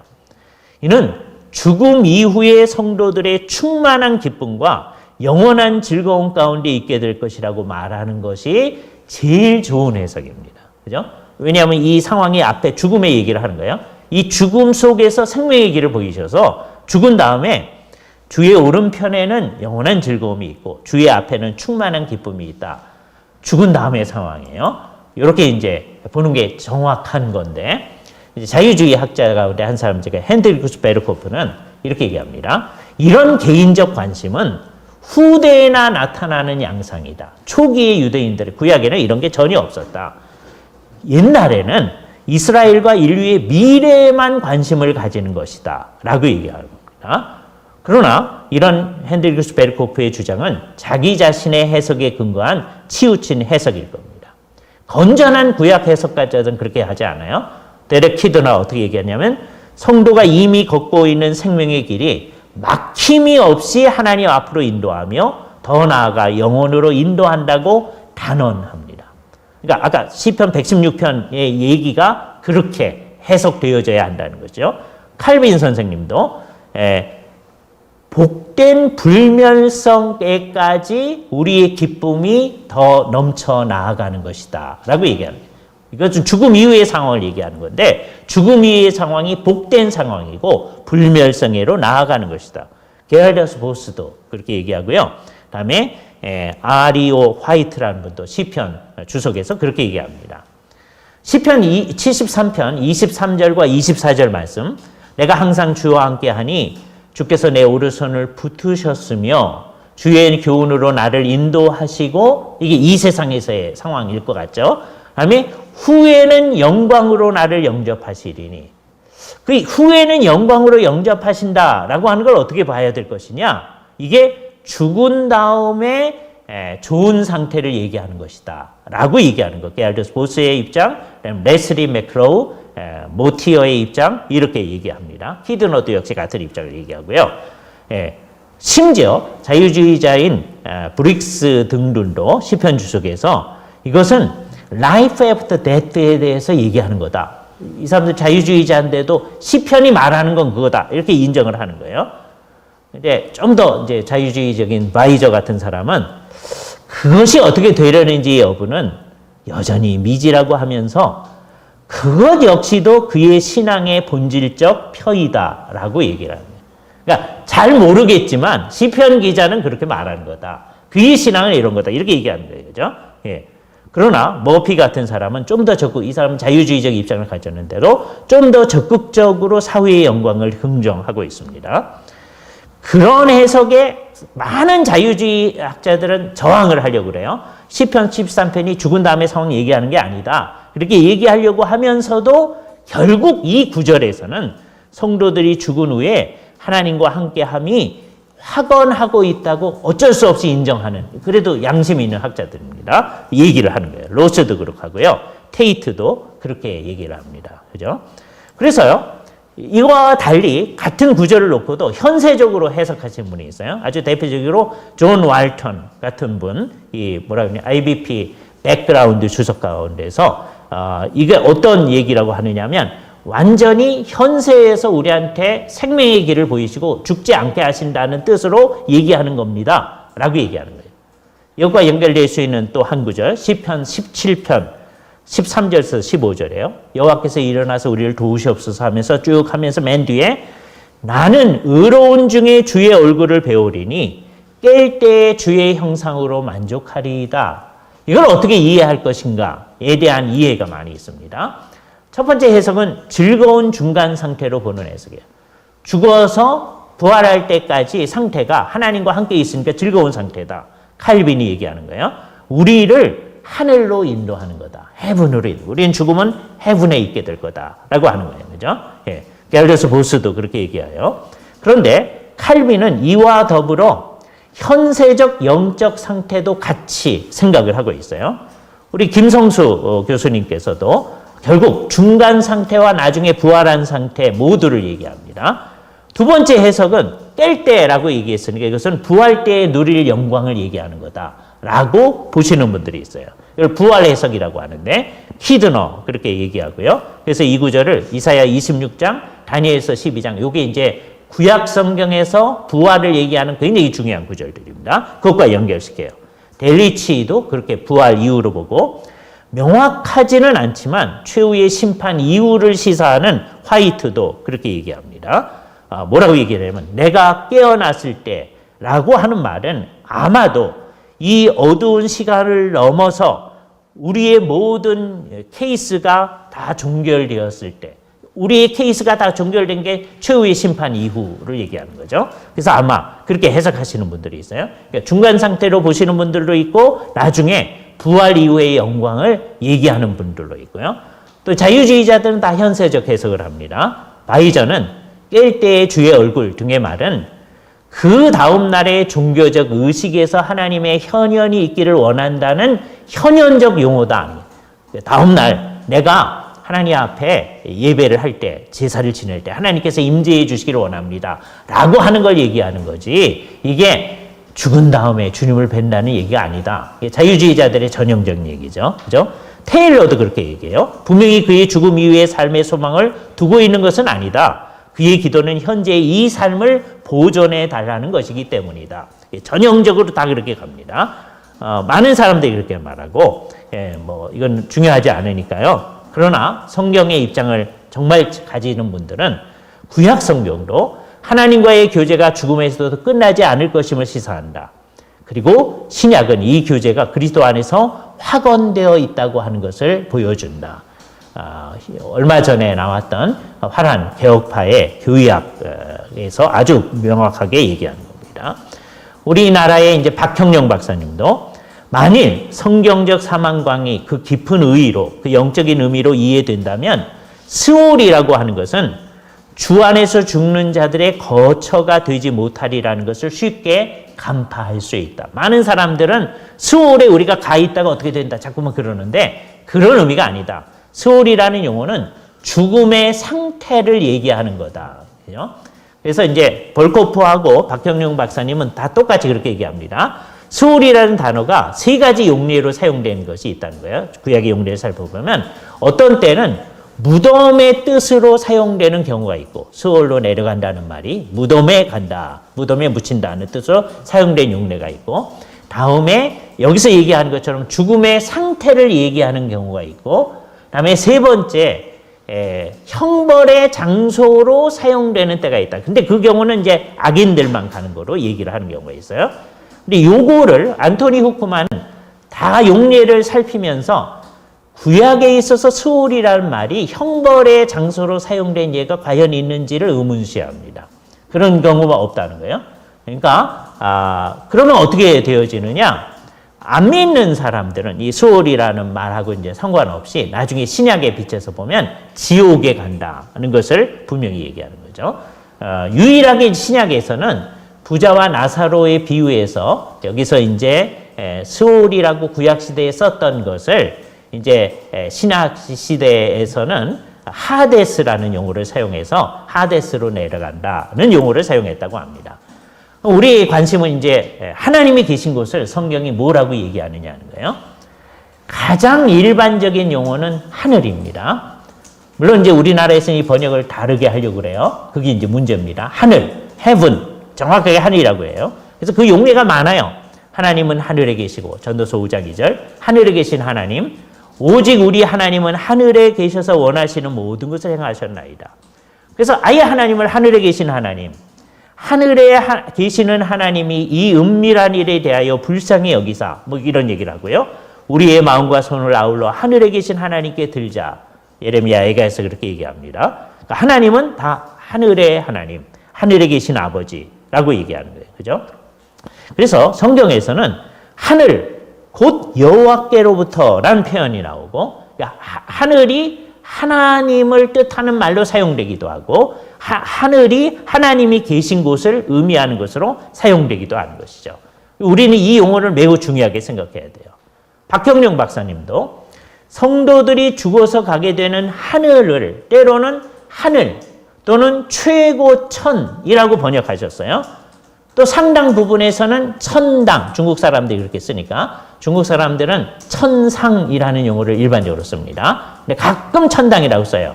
이분이 이제 중국에서 공부하고 하셨으니까 천당이라고 쓰셨어요.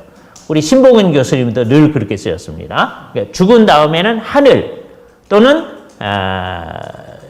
최고천 또는 천당 그렇게 썼어요. 그럼 천국은 뭐냐? 정말 주의해 봐야 되는데, 천국은 벌코프가 게알더스 보스의 가르침을 따라서 요약한 바와 같이 첫 번째, 구속사역에 기초하고, 그리스도의 구속사역에 기초하고, 두 번째, 영적이며 spiritual kingdom이라는 거예요. 다음에 세 번째 게 중요한데, 현재적이며 미래적이며 지금 여기에 있고 나중에 올 거다 그랬어요. 이거 굉장히 중요합니다. 천국이 저기 있다. 벌코프 안 그랬어요? 따라서 게알더스 보스도 안 그랬고, 다음에 박형룡 교수님도 안 그랬어요. 천국은 여기 있고 그것이 나중에 극치에 이르는 거예요. 그리고 그것은 교회와 동일시되지 않으나 밀접하게 연관되어 있다. 이 네 가지. 이게 사실은 게할더스 보스가 얘기하는 거를 볼코프가 자기 선생님의 얘기를 그대로 가져와서 쓰고 있는 겁니다. 천국이란 용어를 쓸 때는 이렇게 써야 된다. Kingdom of God이에요, 이게.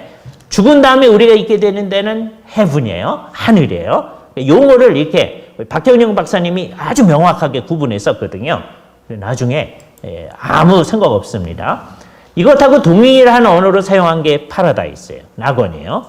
신앙을 고백하는 한병 강도에게 예수님께서 내가 진실로 내게 이르노니 오늘 내가 나와 함께 낙원에 있으리라고 황언했습니다.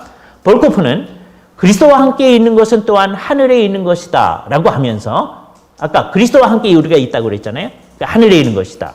고린도후서 12장 3절 4절의 빛에서 보면 낙원은 하늘을 지칭하는 것이다.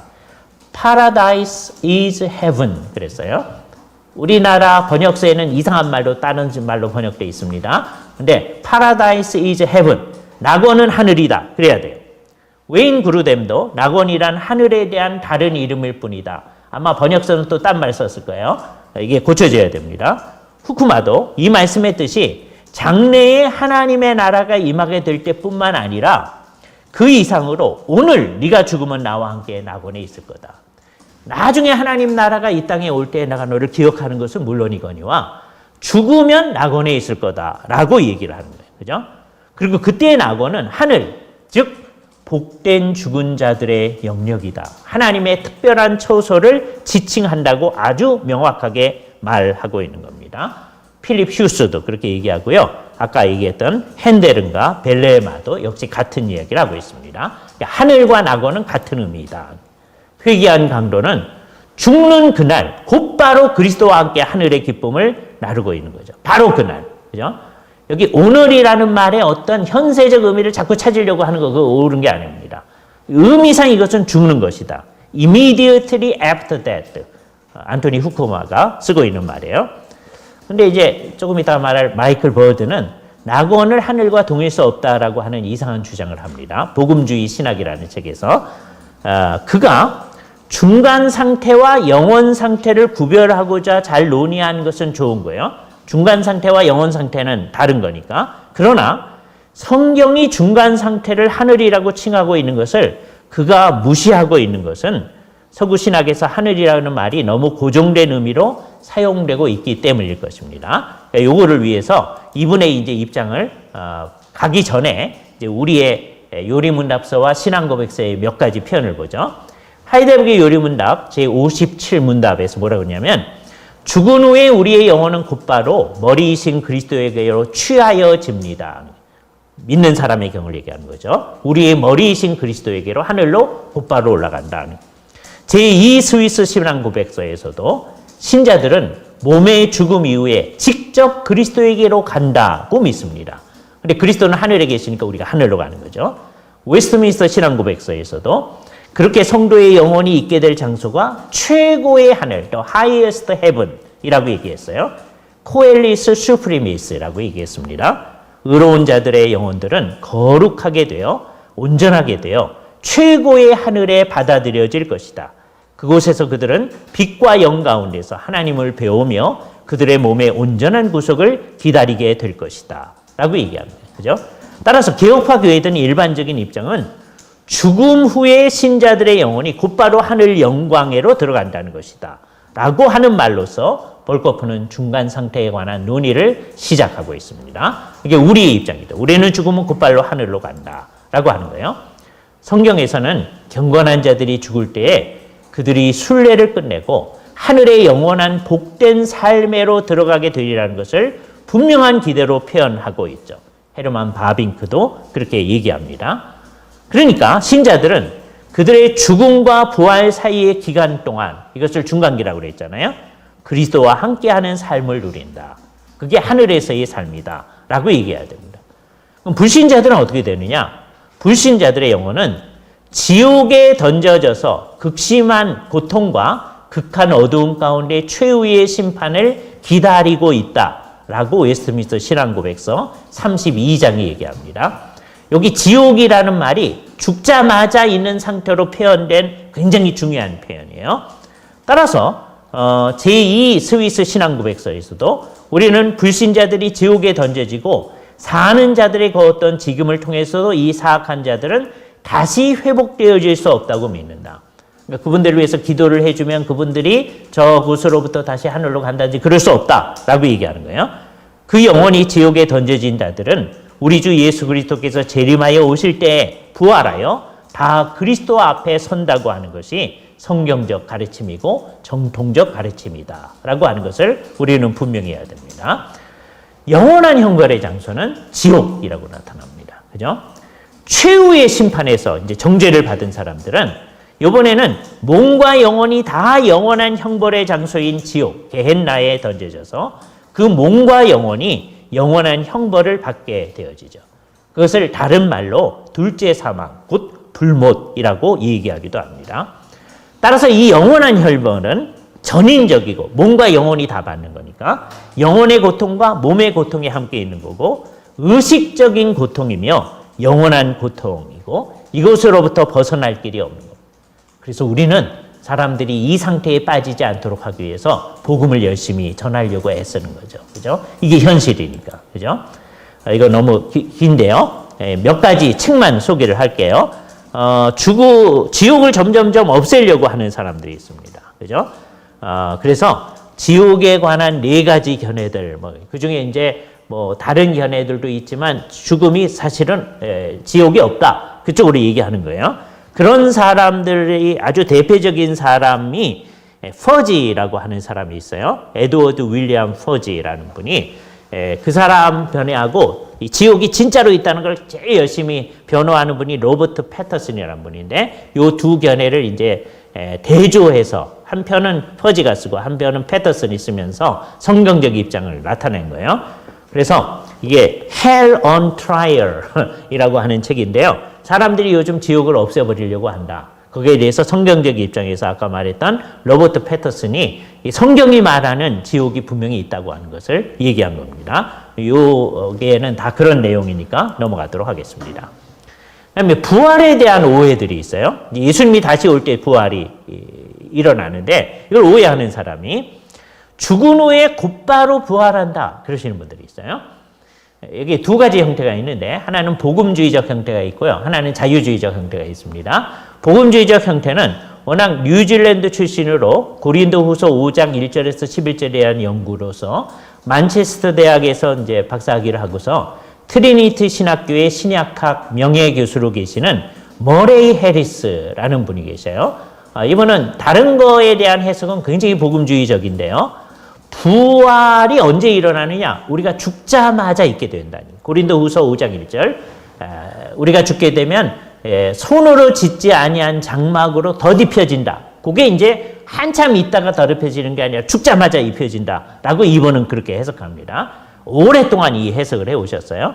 이거는 이제 같이 우리가 논의해 볼 만한 거죠. 우리 이게 틀렸다고 생각하지만 우리가 생각할 수 있는 입장이긴 합니다. 그런데 이거하고 비슷하면서도 다른 얘기가 있어요. 그게 그레사케라고 하는 이제 독일학자의 견해인데요. 그분의 견해를 최태영 박사님이 요약한 견해를 한번 보죠.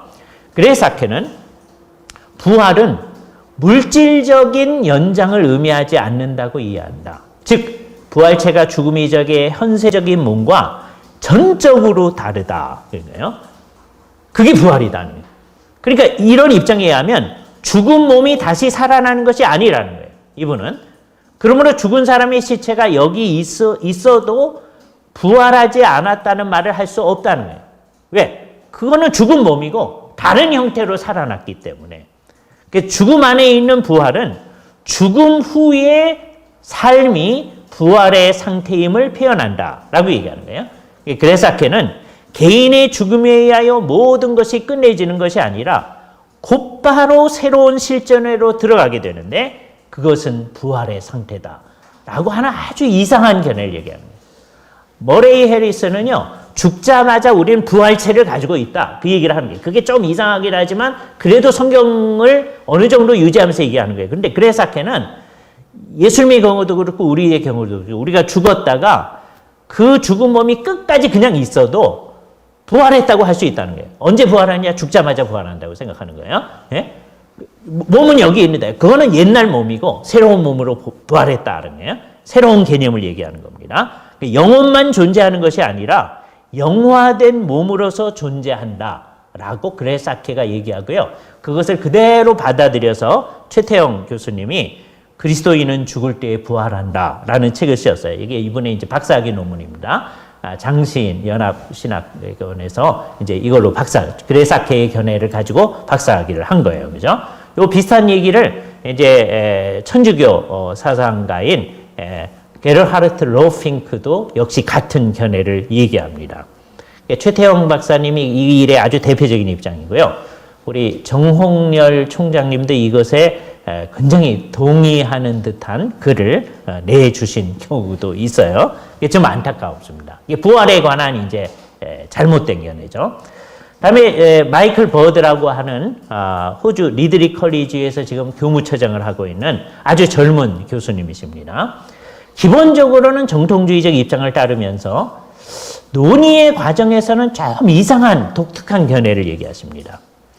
일단 그는 구약에서 스올이라는 말이 죽은 사람들이 있는 장소를 뜻한다는 생각에 거의 사로잡혀져 있어요. 이건 거의 모든 구약학자들이 많이 그러려고 하거든요. 이분도 그렇게 합니다. 스올은 어떤 곳이냐? 희미한 존재를 가진 어둡고 음울한 장소라고 생각을 하는 거예요. 스올은 죽은 자들이 기다리는 장소라고 아예 확언을 합니다. 죽으면 구약시대에는 스올에 가 있다. 그죠? 신약에서는 그걸 하데스라고 하는데 하데스에 있는 중간 상태라는 말을 합니다. 그래서 그는 스올이라는 말이 다양한 의미로 사용될 수 있다는 걸 전혀 생각하지 않는 거예요. 그러면 이제 어떻게 되느냐? 이분이 74년생이에요. 아주 젊은 분이죠. 맨 처음에는 무신론자였다가 이제 기독교인이 됐어요. 예? 왜냐하면 맨 처음에 무신자였을 때는 기독교가 순전히 인간들이 만들어낸 것으로서 사람들을 억압하는 하나의 방식이라고 생각했기 때문에 나는 이거 믿을 수 없다 한 거예요. 예수를 이제 믿고 난 다음에는 처음에는 침례교도가 됐다가 다음엔 장로교도가 됐다가 2015년에는 앵글리칸 성공회 되었는데 왜냐하면 그래 이제 리들리 컬리지가 성공회 신학교거든요. 그랬을 거예요, 그죠? 예. 이분은 이제 박사학위 논문을 많은 사람이 동서로부터 오리라. 예수님과 이방 선교의 기원이라고 하는 것을 2005년도 호주의 퀸슬랜드 대학교에서 이 논문으로 박사학위를 한 겁니다. 아주 젊은 뛰어난 학자이긴 해요. 그죠? 여러 책을 썼습니다. 그죠? 그 중에서 이분이 신약학자인데 아주 흥미롭게 2013년도에 복음주의 신학이라는 조직 신학책을 썼어요. 의미로운 거예요. 근데 이분의 개념 가운데 독특한 개념은 이런 거예요. 그리스도께서 승천하시기 전에 모든 죽은 자들의 음부, 즉 스올, 신약에선 하데스라고 하는 곳에 내려갔다고 하는 거예요. 그래서 이 음부에 있는 사약한 자들의 있는 부분과 의로운 자들이 있는 부분으로 나뉘어져 있었는데 이게 이제 성공의 전통적 개념입니다. 그래서 예수님이 이곳으로 내려갔다 하는 거예요. 그리스도께서 이제 승천하실 때 죽으시고 거기에 내려가셔서 음부에서 아까 음부가 두 영역으로 나뉘어져 있다고 그랬잖아요. 낙원 영역에 있는 구약의 성도들을 데리시고 비로소 하늘로 오르셨다는 거예요. 그때 하늘 문이 열렸다. 이 사람들은 사악한 사람들은 심판을 기다리면서 영원히 음부, 즉 스올과 하데스에 남아있다라고 생각합니다. 그리고 신약시대의 성도들은 죽을 때에 구약 성도들은 일단 음부에 가 있어서 예수님께서 자기들을 데리고 하늘로 가기를 기다리고 있었었는데 신약의 성도들은 죽을 때 곧바로 하늘로 간다는 거죠. 그리스도와 함께 있게 되고 불신자들은 음부에 내려가서 심판을 기다린다. 그래서 불신자는 구약시대의 불신자하고 신약시대의 불신자가 똑같은 거예요. 전부 다 음부, 스올로 내려간다 생각하는 거예요. 그리고 맨 마지막에는 음부, 즉 스올과 하데스가 지옥에 던져질 것이고 이건 성경대로 하는 거예요. 구약과 신약의 모든 신자들은 새하늘과 새 땅을 공유하게 된다. 이거 성경적입니다. 그러니까 문제는 뭐냐? 앞부분에 문제가 있는 거예요. 앞부분에 성공의 입장을 그대로 받아들여서 이 사람이 얘기하는 거예요. 근데 가장 큰 문제는 뭐냐? 이분은 낙원과 하늘을 동일시하지 않는 거죠. 이분이 스올이 두 부분이다 그래요. 스올이 음부가 두 부분이다. 하나는 낙원 부분이 있고 구약의 신자들의 영역이 있고 하나는 불신자들의 영역이 있다는 거예요. 이 둘로 하는 거예요. 그래서 낙원하고 이들을 데리고 예수님께서 올라가신 하늘하고를 동일시하지 않는 거예요. 이것도 이분이 스올이라고 하는 것을 장소 개념으로 놓고 있기 때문에 발생하는 문제죠. 그죠?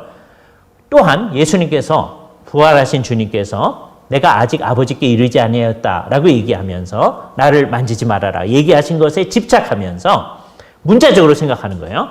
예수님이 아직 하늘에 오르신 것이 아니고 하늘과 낙원은 다른 곳이다 라고 얘기하는 거죠. 예수님께서 아직 아버지께로 안 갔다. 하늘에 안 갔다. 그럼 예수님 어디 갔느냐? 음부에 내려가서 그 중에서 낙원 부분에 가가지고 이 사람들 데리고 이제 하늘로 간다는 거예요. 예.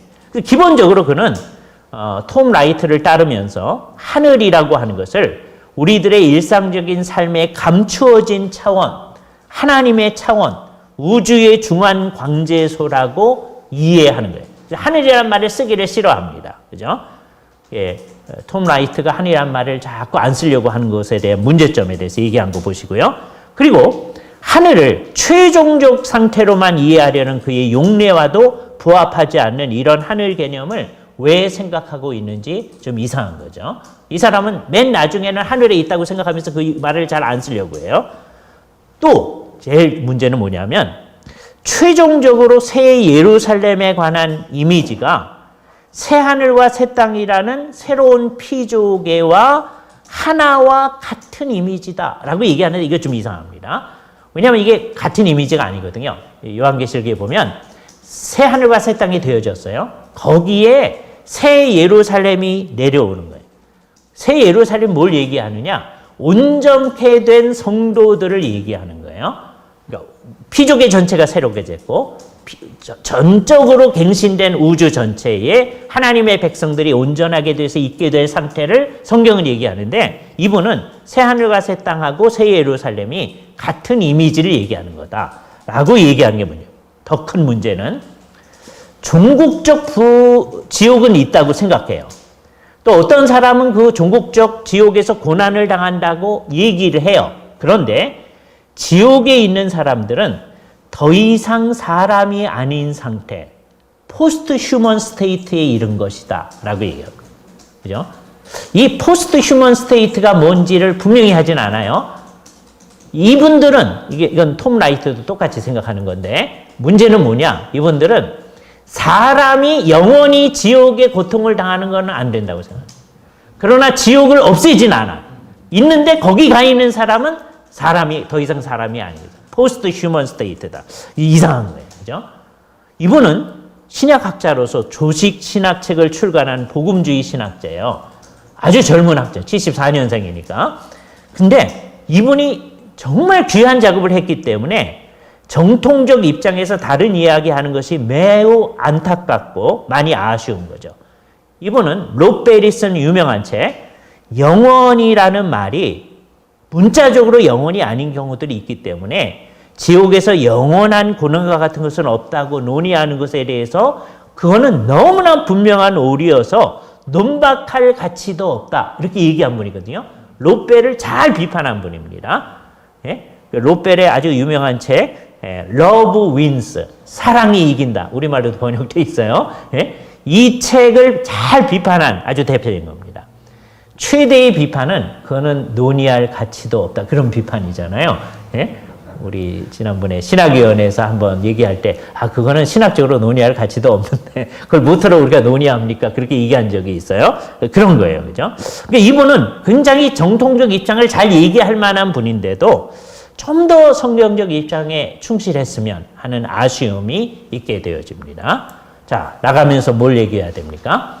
우리는 그리스도인들이 누리는 삼중의 복을 얘기해야 됩니다. 우리는 지금 여기서 영원한 생명, 영생을 누리고 있는 거예요. 그죠? 이 땅에서 하나님 나라 백성으로서의 영원한 삶을 살고 있는 거죠. 그죠? 그리고 우리가 죽게 되면 life after death죠. 죽은 다음에도 우리는 생명을 누리면서 하나님과 함께 있는 거예요. 그죠? 그게 낙원에서의 삶, 천당에서의 삶, 하늘에서의 삶, 그렇게요. 근데 그게 끝이 아니고 우리는 life after death 라는 말을 사용하죠. 재림 후에 극치에 이른 하나님의 나라, 그래서 성경에서는 새 하늘과 새 땅이라고 얘기하고요. 옛날 신학에서는 영광의 왕국 그랬어요. 레고눔 글로리아에 우리는 영광의 왕국에서 영원히 살게 될 겁니다. 이런 삼중적 복을 누리고 있는 그리스도인들은 죽음 앞에서 어떤 태도를 보여야 합니까? 이 세상 사람들이 얘기하듯이 죽음의 5단계를 거쳐가야 됩니까? 예? 그래서 맨 처음에는 막 부인하다가 나중에는 박인하다가 나중에 체념해서 받아들이고 수용해야 됩니까? 그거 안 되는 거죠. 우리는 열심히 살다가 주께서 오라고 하실 때 기쁨으로 갈 수 있는 사람이 돼야 되죠. 그죠? 우리는 하늘에서도 기다립니다. 왜? 하늘의 삶도 아직 완결되어 있는 게 아니기 때문에 우리가 궁극적으로 기다리는 것은 새 하늘과 새 땅에서의 삶이기 때문에 그래서 우리는 죽음을 기쁨을 가지고 맞을 수 있는 모든 준비가 된 사람으로서 이 죽음 문제에 대해서 이런 태도로 접근을 해야 할 것이다 라는 말씀을 드리면서 제 얘기를 일단 마치도록 하겠습니다. 감사합니다. 이제 질문을 마음껏 하셔도 좋습니다. 예. 교수님께 조직신학을 배우는 사람으로서 부끄러운 질문일 수 있을 것 같아서 첫 번째는 예수님께서 승천하셨을 때 예수님의 존재 자체가 인성과 신성을 가지고 계시기 때문에 분명히 주님은 승천하신 이후에 로컬리티, 장소적인 곳에 저희가 있죠. 알지 못하지만 예. 어떤 곳에 계시는 건데 그렇죠. 그리고 저희가 죽은 뒤에 중간 상태로 갔을 때 예. 낙원에서의 주님과 함께 있다는 의미는 주님은 인성과 신성을 같이 갖고 계시기 때문에 어떤 장소적인 의미가 있는데 저희는 일단은 중간 상태에서 영원히 가게 되는데요. 그것이 실제적인 장소 예수님이 계신 곳이잖아요. 네네. 거기가 장소를 가지고 있잖아요. 네네. 그러기 때문에 거기가 하늘이라고 그랬죠. 거기가 아까 천상 또는 낙원이라고 그랬죠. 거기 장소성이 있잖아요. 그러니까 우리가 가는 곳도 장소성이 있는 거죠. 예수님이 있는 그곳에 가기 때문에. 그죠? 예. 그렇다면은 불신자들, 유기자들의 경우에는 지옥이 있죠. 지옥이라는 예. 장소성을 이야기하지만 그것이 소울이 아니다 이렇게 이해하는 거예요. 예, 예. 소울 기울적. 지옥이라는 장소성이 지옥이라는 있는 거예요. 장소성. 예, 지옥이라고 하는. 네. 지옥이 논리적으로 장소를 처음에 가질 필요가 있느냐 하는 문제는 있어요. 네. 그러나 그걸 부인할 필요는 없습니다. 왜냐하면 나중에 최후의 심판 이후에는 그들의 몸과 영혼이 던져지니까 분명히 장소가 있어야 돼요. 그러니까 우리가 무슨 표현을 쓰는 게 낫냐? 불신자는 그 영혼이 지옥에 던져져서 고통을 미리 당하고 있다라고 하는 게 정확한 표현이에요. 그죠? 그러니까 맨 처음엔 영혼만 당하는 거예요. 그러니까 그 장소를 같은 장소라고 생각하는 게 자연스럽죠. 우리 이제 신학학자들 가운데 하데스라는 장소를 따로 놓고 게헨나라는 장소를 따로 생각하는 경우가 있어요. 중간 상태는 하데스고 그 다음엔 게헨나다 그렇게 말할 수 있는데 사실 그 장소를 분리할 필요가 없이 최종적으로 나타난 게 게헨나죠. 그런데 웨스트민스터 신앙국에서는 둘 다를 헬이라고 하는 거예요. 지옥이라고 하는 거죠. 그것을 우리가 한국 사람들 되게 그렇게 쓰는 거니까 거부할 필요가 없다. 지옥은 그 두 개념으로 사용되고 맨 처음에 중간 상태로서의 지옥, 그다음에 불신자들의 영원한 상태로서의 지옥 그렇게 얘기를 하는 것이 성경적이고 이제 정통 신학이 얘기하던 개념이다. 그렇게 생각하면 될 것 같습니다. 예. 또 예. 저도 교수님한테 불신하게 부탁하면서 창피하시. 개혁파 내에서도 세상이 이제 마지막 끝날 때 이 지구가 총괄 갱신이 된다. 이 지구가 이제 낙원이 된다. 예. 라고 얘기하는 분들도 있고. 낙원이 된다는 게 아니고 아까 새 하늘과 새 땅 그렇게 하는 거죠. 그게 이제 개혁 지구만이 아니라 우주 전체를 얘기하는 거예요. 우주 전체에 비하면 지구는 아주 조그맣죠. 점 하나에 비하는 거죠. 우주 전체가 다 새롭게 되어지는 거예요. 그거를 새 하늘과 새 땅이라고 얘기하는 거죠. 예. 죽어 있는 분들이 가는 예. 저 천당이라는 장소. 장소 어딘지 몰라요. 그러나 그게 있는 거죠. 분명히. 장소랑 예. 우주가 총괄됐는데 그 우주라는 장소랑 관계가 어떻게 되는 거예요? 어떻게 되느냐면 그게 어딘지 모르지만 하늘에 있던 분들이 주님과 함께 내려오잖아요. 그러니까 거기는 더 이상 있을 필요가 없죠. 그래서 결국 그것과 이것이 하나가 되어진 거예요. 새 하늘과 새 땅. 따로 하늘이 있지 않아요. 근데 그거를 어떤 분들은 예. 우리가 죽으면 여기가 천당이 되니까 이제 여기서 산다 이렇게 얘기를 하는데 그렇지 않고 지금 우선은 그게 아직 안 왔으니까 새하늘과 새 땅이 아직 안 왔잖아요. 예수님이 오셔야 오는 거잖아요. 그러니까 일단은 하늘에 가 있는 거죠. 하늘에 있던 모든 분들이 이 땅으로 오는 거죠. 그러니까 나중에는 하늘이 따로 있을 필요가 없죠. 그러니까 우주 전체가 새롭게 되어지는 거죠. 그럼 저희도 총괄 갱신서는 우리 입장이, 개혁파의 입장은 항상 그래왔어요. 물론 이제 예외적으로 루터파와 비슷한 견해를 말하는 분들도 있어요. 루터파는 주로 어떤 견해를 많이 가졌느냐 하면 이 지구를 포함한 이 우주 전체가 다 파괴될 것이고 새로운 우주를 만드실 것이다 라는 생각을 하시는 분들이 있죠. 그죠? 그렇게 되면 연속성이 좀 사라지게 돼요. 그래서 개혁파에 있어서는 꼭 아니다라고 하진 않지만 그보다는 모든 것이 새로워진다는 입장, 아까 새하늘과 새 땅, 그거를 좀 더 선호하고 강조해 왔어요. 그죠? 진정한 천당은 이제 여기가 되고 저기 임시냐. 천당이란 말 안 쓰죠. 천당은 죽은 다음에 하늘에 있는 그 상태, 하늘, 낙원, 그것만 쓰는 거예요. 그죠? 중요한 거는 지금 이 땅에서 하나님 나라가 진행하는 거죠. 이 개념, 하나님 나라, 이 땅에 있는 거예요. 눈에 안 보이는데. 근데 예수님이 다시 오시게 되면 우주 전체가 권능으로 하나님의 나라가 임하는 거죠. 그것이 신약 뒷부분에서 얘기하는 천국이 올 때 넉넉히 거기에 너희가 들어가게 되리라 라는 표현이 바로 그겁니다. 그죠? 우리는 이미 하나님 나라에 살고 있는 사람들이잖아요. 그 사람들이 나중에 우주 전체가 새롭게 되어질 때 넉넉히 극치에 이른 하나님의 나라에 들어가게 될 거다. 그렇게 생각해요. 예. 이단이라고 했는데 제가 이단이에요. 예. 근데 용어를 분명히 해야 돼요. 용어를. 이제 요거를 쉽게 하기 위해서 어떻게 하시면 좋으냐면 일단 죽으면 예수를 믿는 사람은 하늘을 낙원이라고 그래요. 근데 한국 사람들은 그걸 다 천국이라고 그럽니다. 그러니까 한국 사람들이 천국이라고 하는 데가 어디냐면 하늘과 낙원이에요. 그죠? 그걸 분명히 해야 돼요. 그러니까 우리는 하늘 낙원 없다는 게 아니고, 천국이 없다는 게 아니고, 한국 사람들이 천국이라고 하는 게 하늘과 낙원이다. 그걸 분명히 해야 돼요. 우린 거기 가 있을 거예요. 근데 누가 거기에 있느냐? 이미 이 땅에서 천국에 있는 사람만이 나중에 죽으면 천국 가는 거예요. 이미 이 땅에서 천국에 있지 않은 사람, 예수 그리스도를 믿고 하나님 나라 안에 들어가지 않은 사람, 물과 성령으로 거듭나지 아니하면 하나님 나라에 들어갈 수 없다고 그랬잖아요. 이 땅에서 하나님 나라에 있는 그 사람들만이 죽은 다음에 하늘에 가는 거예요. 그죠? 낙원에 가는 거예요.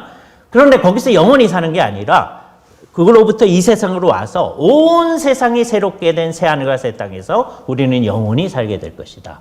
그 개념. 없어지는 거죠, 그러니까 그 통합이 되어지는 거죠. 예, 하늘과 땅이 하나가 되어지는 거예요. 지금 현재는 그렇게 될 것을 우리한테 보여준 거고 궁극적으로는 그렇게 될 것을 우리에게 얘기해 준다는 거죠. 여기 이제 신약적인 하나님 나라 개념, 신약적인 종말 개념이 우리 가운데 있게 되어지는 거죠. 죽어서 천국 간다 말은 잘못된 거고. 아니 그러니까 이제 한국 사람이 그렇게 말할 때 그 성경을 잘 모르고 이 신학을 모르면 그렇게 쓰는 거죠. 다 써요, 그거 다. 근데 박형룡 그 스님 같은 경우는 천국이 이미 와 있다니까요. 예? 현재적이며 미래적이라고 그랬잖아요. 와 있는데 그 나라가 극지에 도달할 거니까 용어를 그렇게만 쓰는 게 좋겠다. 그죠? 그럼 죽음은 어디 있다? 하늘에 있다. 그게 더 좋은 용어죠. 근데 그거를 한국 사람들은 다 뭐라 그런다? 천국에 가 있다 그런다.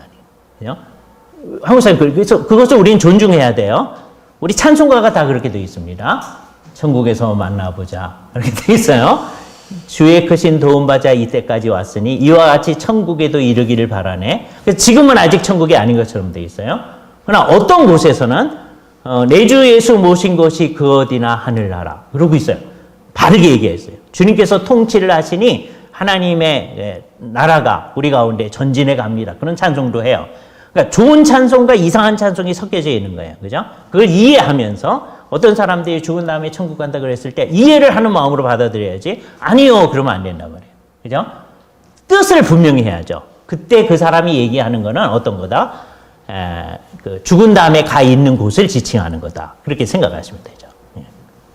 또 누구 궁금하신 거나? 예. 아까 나온 이야기 중에 예. 성도가 죽었을 때 장례식을 치를 때 지나치게 슬퍼할 필요 없다. 예, 예. 근데 그게 우리 다 믿는 사람일 경우에, 예? 믿는 사람일 경우에 너무 슬퍼하죠. 왜? 잠시 못 보는 거와 비슷한 것 때문에. 네. 그렇게 생각해야 돼요. 그런데 그러면 약간이라도 약간의 슬픔은 있을 수 있어요. 왜요? 잠시 떨어져 있는 거예요. 이게 마치 뭐가 똑같으냐면 한 100년 전쯤에 누군가가 미국으로 이민 가는 거와 똑같아요. 그죠? 그럼 김포공항 없고요. 예? 영종도 없고 김포공항 없고 제물포항 또는 부산항에 가가지고서는 이제 가면 언제 보나 그런 거예요. 막 눈물 흘려요. 왜? 못 볼 거니까. 그거하고 상당히 유사한 거예요. 그죠? 나중에 우리가 같이 만날 거니까 이 세상에 소망이 없는 사람처럼 슬퍼하면 안 돼요. 그죠? 그래서 조금의 슬픔은 있을 수 있어요. 잠시 떨어져 있는 거니까. 그러나 우리는 감정이 없는 사람들이 아니니까 슬퍼할 수도 있어요. 그러나 너무 지나친 슬픔에 쌓이면 안 돼요. 당신 갔으니 이제 나도 가야 되겠습니다. 따라 죽고 이러면 안 된다는 거예요. 그죠? 예. 근데 이제 오늘날의 문제는 로미오와 줄리엣 얘기하면서 제가 늘 하는 얘기가 따라 죽으면 안 된다. 이렇게 얘기하는데, 예? 그렇게 사랑하는 사람이 없는 거예요, 오늘. 예? 너만을 사랑해서 100일 동안만 그러고 만단 말이에요. 사랑 안 해. 따라 죽을 마음이 없어. 옛날 막 그러니까 그거 하지 말아야 된다. 신앙이 있으면 그렇게 하지 말아야 된다 하는 건데, 이젠 그런 게 없는 거예요. 그죠? 마찬가지로 슬픔이 아예 없다. 그것도 좀 문제다. 그죠? 기쁨이 있죠. 예? 이분은 하늘에 가 있고 하늘 영광을 누리고 있어요. 그러나 잠시 못 볼 거니까 여기 우리의 슬픔이 조금은 있을 수 있죠. 그죠? 그와 관련해서 이제 두 가지 얘기만 더 하겠습니다. 우리가 쓰지 말아야 할 말, 죽었을 때 명복을 빕니다. 이런 말 쓰면 안 되죠. 그죠? 이게 옛날에 이제 명부로 내려간다, 명부로 내려가는 복을 빈다 그런 거였거든요. 예수를 믿는 사람들이 막 그런 말을 씁니다. 그러면 안 되는 거죠. 장례식에 가서 명복을 빕니다. 그러면 안 되잖아요. 무슨 말을 쓸까요? 그랬을 때 가족에게 하나님의 위로가 있기를 바랍니다. 뭐 그런 말 쓸 수 있는 거겠죠. 그죠? 그 조의금 봉투에 주께서 가족들에게 위로해 주시기를 바랍니다. 근데 그 가족들을 지칭하면서 이 두 번째 이제 캠페인입니다. 우리가 이제 이상한 쓰는 말을 씁니다. 죽은 사람을 우리나라는 망인 그럽니다. 망한 사람. 그래서 남편이 죽고요. 부인이 있을 때 그 사람을 뭐라고 하냐? 미망인, 아직 안 망한 사람이래요. 완전히 비기독교적이에요. 예수를 안 믿고 죽은 사람은 혹시 그 말이 적절하긴 한데 그런 사람한테 그 말을 쓸 필요는 없죠. 근데 더구나 예수 믿는 사람은 예수 믿고 죽은 사람이 왜 망한 사람이에요? 기쁨 가운데 있는 사람인데. 그렇죠? 망인이란 말 쓰면 안 돼요. 미망인 더 안 되는 거예요. 예? 예. 망자 그런 말 쓰면 안 돼요. 예? 망인, 망자, 미망인 그런 말 우리가 쓰지 말아야 할 말이죠. 그죠? 예. 주신 질문 때문에 생겨진 혹시 네, 감사합니다. 예. 또 무슨 다른 교수님. 네, 그 중간 상태에 있는 성도들이 영광과 기쁨 가운데 예. 그 내용하고 고린도후서 5장에 보면은 그 우리가 그 하늘 장막을 덜 입힌다. 예. 바란다. 예. 예. 그래서 그 바라는 것을 탄식하는 것으로 표현하고 예. 그 반대 상황을 조금 두려워하는 것처럼 그렇죠. 생각이 예. 되는 부분이 예. 있어요. 예. 예. 왜냐하면 이렇게 입기를 바라고 생각하면서 기다리는 이유는 걷는 모습으로 나타나지 않게 하기 위해서. 그렇죠. 그때 그 걷는다는 말이 생각하기에 따라서는 영혼과 육체 분리 그리고 육체가 없이 영혼만 주님 앞에 있는 상태라고 본다면 그러면 그 바울이 그렇게 육체 없이 영혼만 있는 상태를 영혼과 육체가 결합해서 완전하게 있는 상태보다 덜 선호하는 것이 아닌가 그런 생각이 들거든요. 그 맞아요. 그게 중요해요. 그래서 머레이 해리스 교수님이 우리는 죽자마자 부활체를 가진다 그런 거예요. 그분이 왜 그랬는지 이해는 해요. 그런데 이제 바울이 거기서 얘기한 거 다른 데서 얘기한 걸 생각해 보면 죽은 다음에는 일단 영혼으로만 있다고 바울이 생각하는 것 같아요. 왜? 그리스도께서 다시 올 때 우리가 새로운 몸을 입는다, 부활한다 얘기하기 때문에 그럼 일정한 기간은 영혼만 있는 기간이 있어야 돼요. 그리고 그 기간은 부활한 상태보다는 좀 낮은 상태다. 이게 다 온전하게 된 거지만 그런 이해를 바울이 가지고 있으라고 하는 게 분명한 거죠. 그러니까 이게 흥미로운 거예요. 바울은 이 세상에 살 때 그리스도와 같이 산다고 생각해요. 그런데도 몸 가운데 살 때는 그리스도와 따로 거하는 줄 안다. 그렇게. 그리스도는 하늘에 계시고 우리는 이 땅에 있으니까 같이 사는데 따로 거한다. 그렇게 표현하는 거예요. 그러니까 다 좋은 상태인데 이 상태는 뭔가 좀 문제가 있는 상태죠. 죄도 지을 수 있고 하는 상태인데 하늘에 간 상태가 좋은 상태인데 나중에 부활한 상태에 비하면 하늘에 있는 상태는 좀 못한 상태다. 그러니까 지금 상태, 하늘에 있는 상태 더 좋은 상태인데 나중에 부활한 상태는 가장 좋은 상태고 그것이 우리의 지향점이다. 라고 하는 걸 생각해야죠. 그러니까 오스카 쿨만이 이제 안타까운 게 뭐냐면 부활을 강조한 게 아주 좋은 건데 영혼의 불멸성도 같이 강조했으면 더 좋은 건데 이분은 엔트베더 오더 이 둘 중에 하나를 선택하려고 하는 입장을 딱 가진 거죠. 그죠? 그게 이제 잘못된 거죠. 우리는 죽은 다음에는 영혼의 불멸성 그러나 그것이 온전하지 아니하고 하나님의 의도는 뭐냐면 몸이 있는 거죠. 의사 선생님들의 활동은 뭐냐면 이 세상에 몸이 있을 때 그 몸을 잘 가꾸어주고 온전하게 하고 하는 거죠.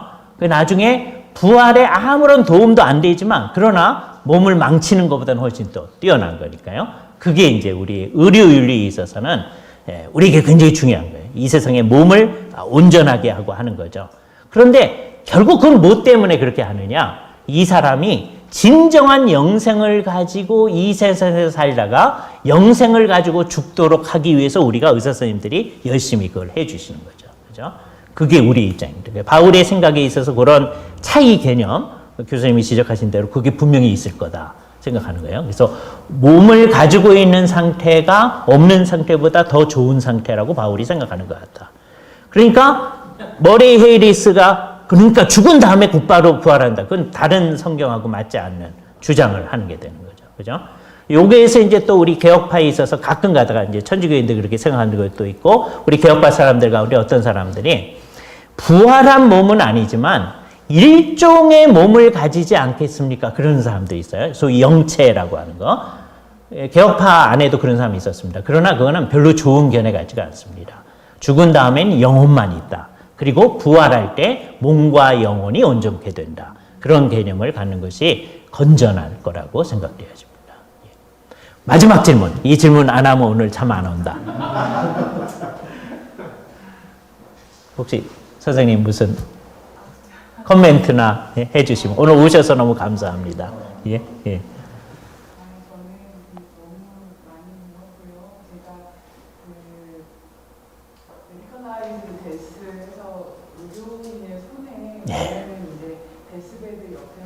그렇죠. 예. 예. 죽음의 문제가 의료인의 손을 넘어오면서 이렇게 메디컬라이즈 되면서 너무나 약간 유물론적인 태도, 공개적인 태도로 우리가 이제 그 진료를 보게 되고 돌아가신 환자들을 보게 되는데 이게 그 뒤로 이제 거기에 대한 반동으로 호스피스 완화료가 1960년에 시작이 되면서 이게 내추럴 데스를 얘기를 했는데 이게 디코토미로 그쵸 말이에요. 예. 얘기를 하는데 예.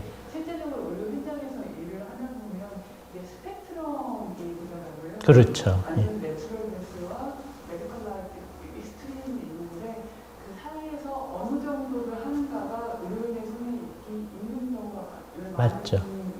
그렇죠. 예.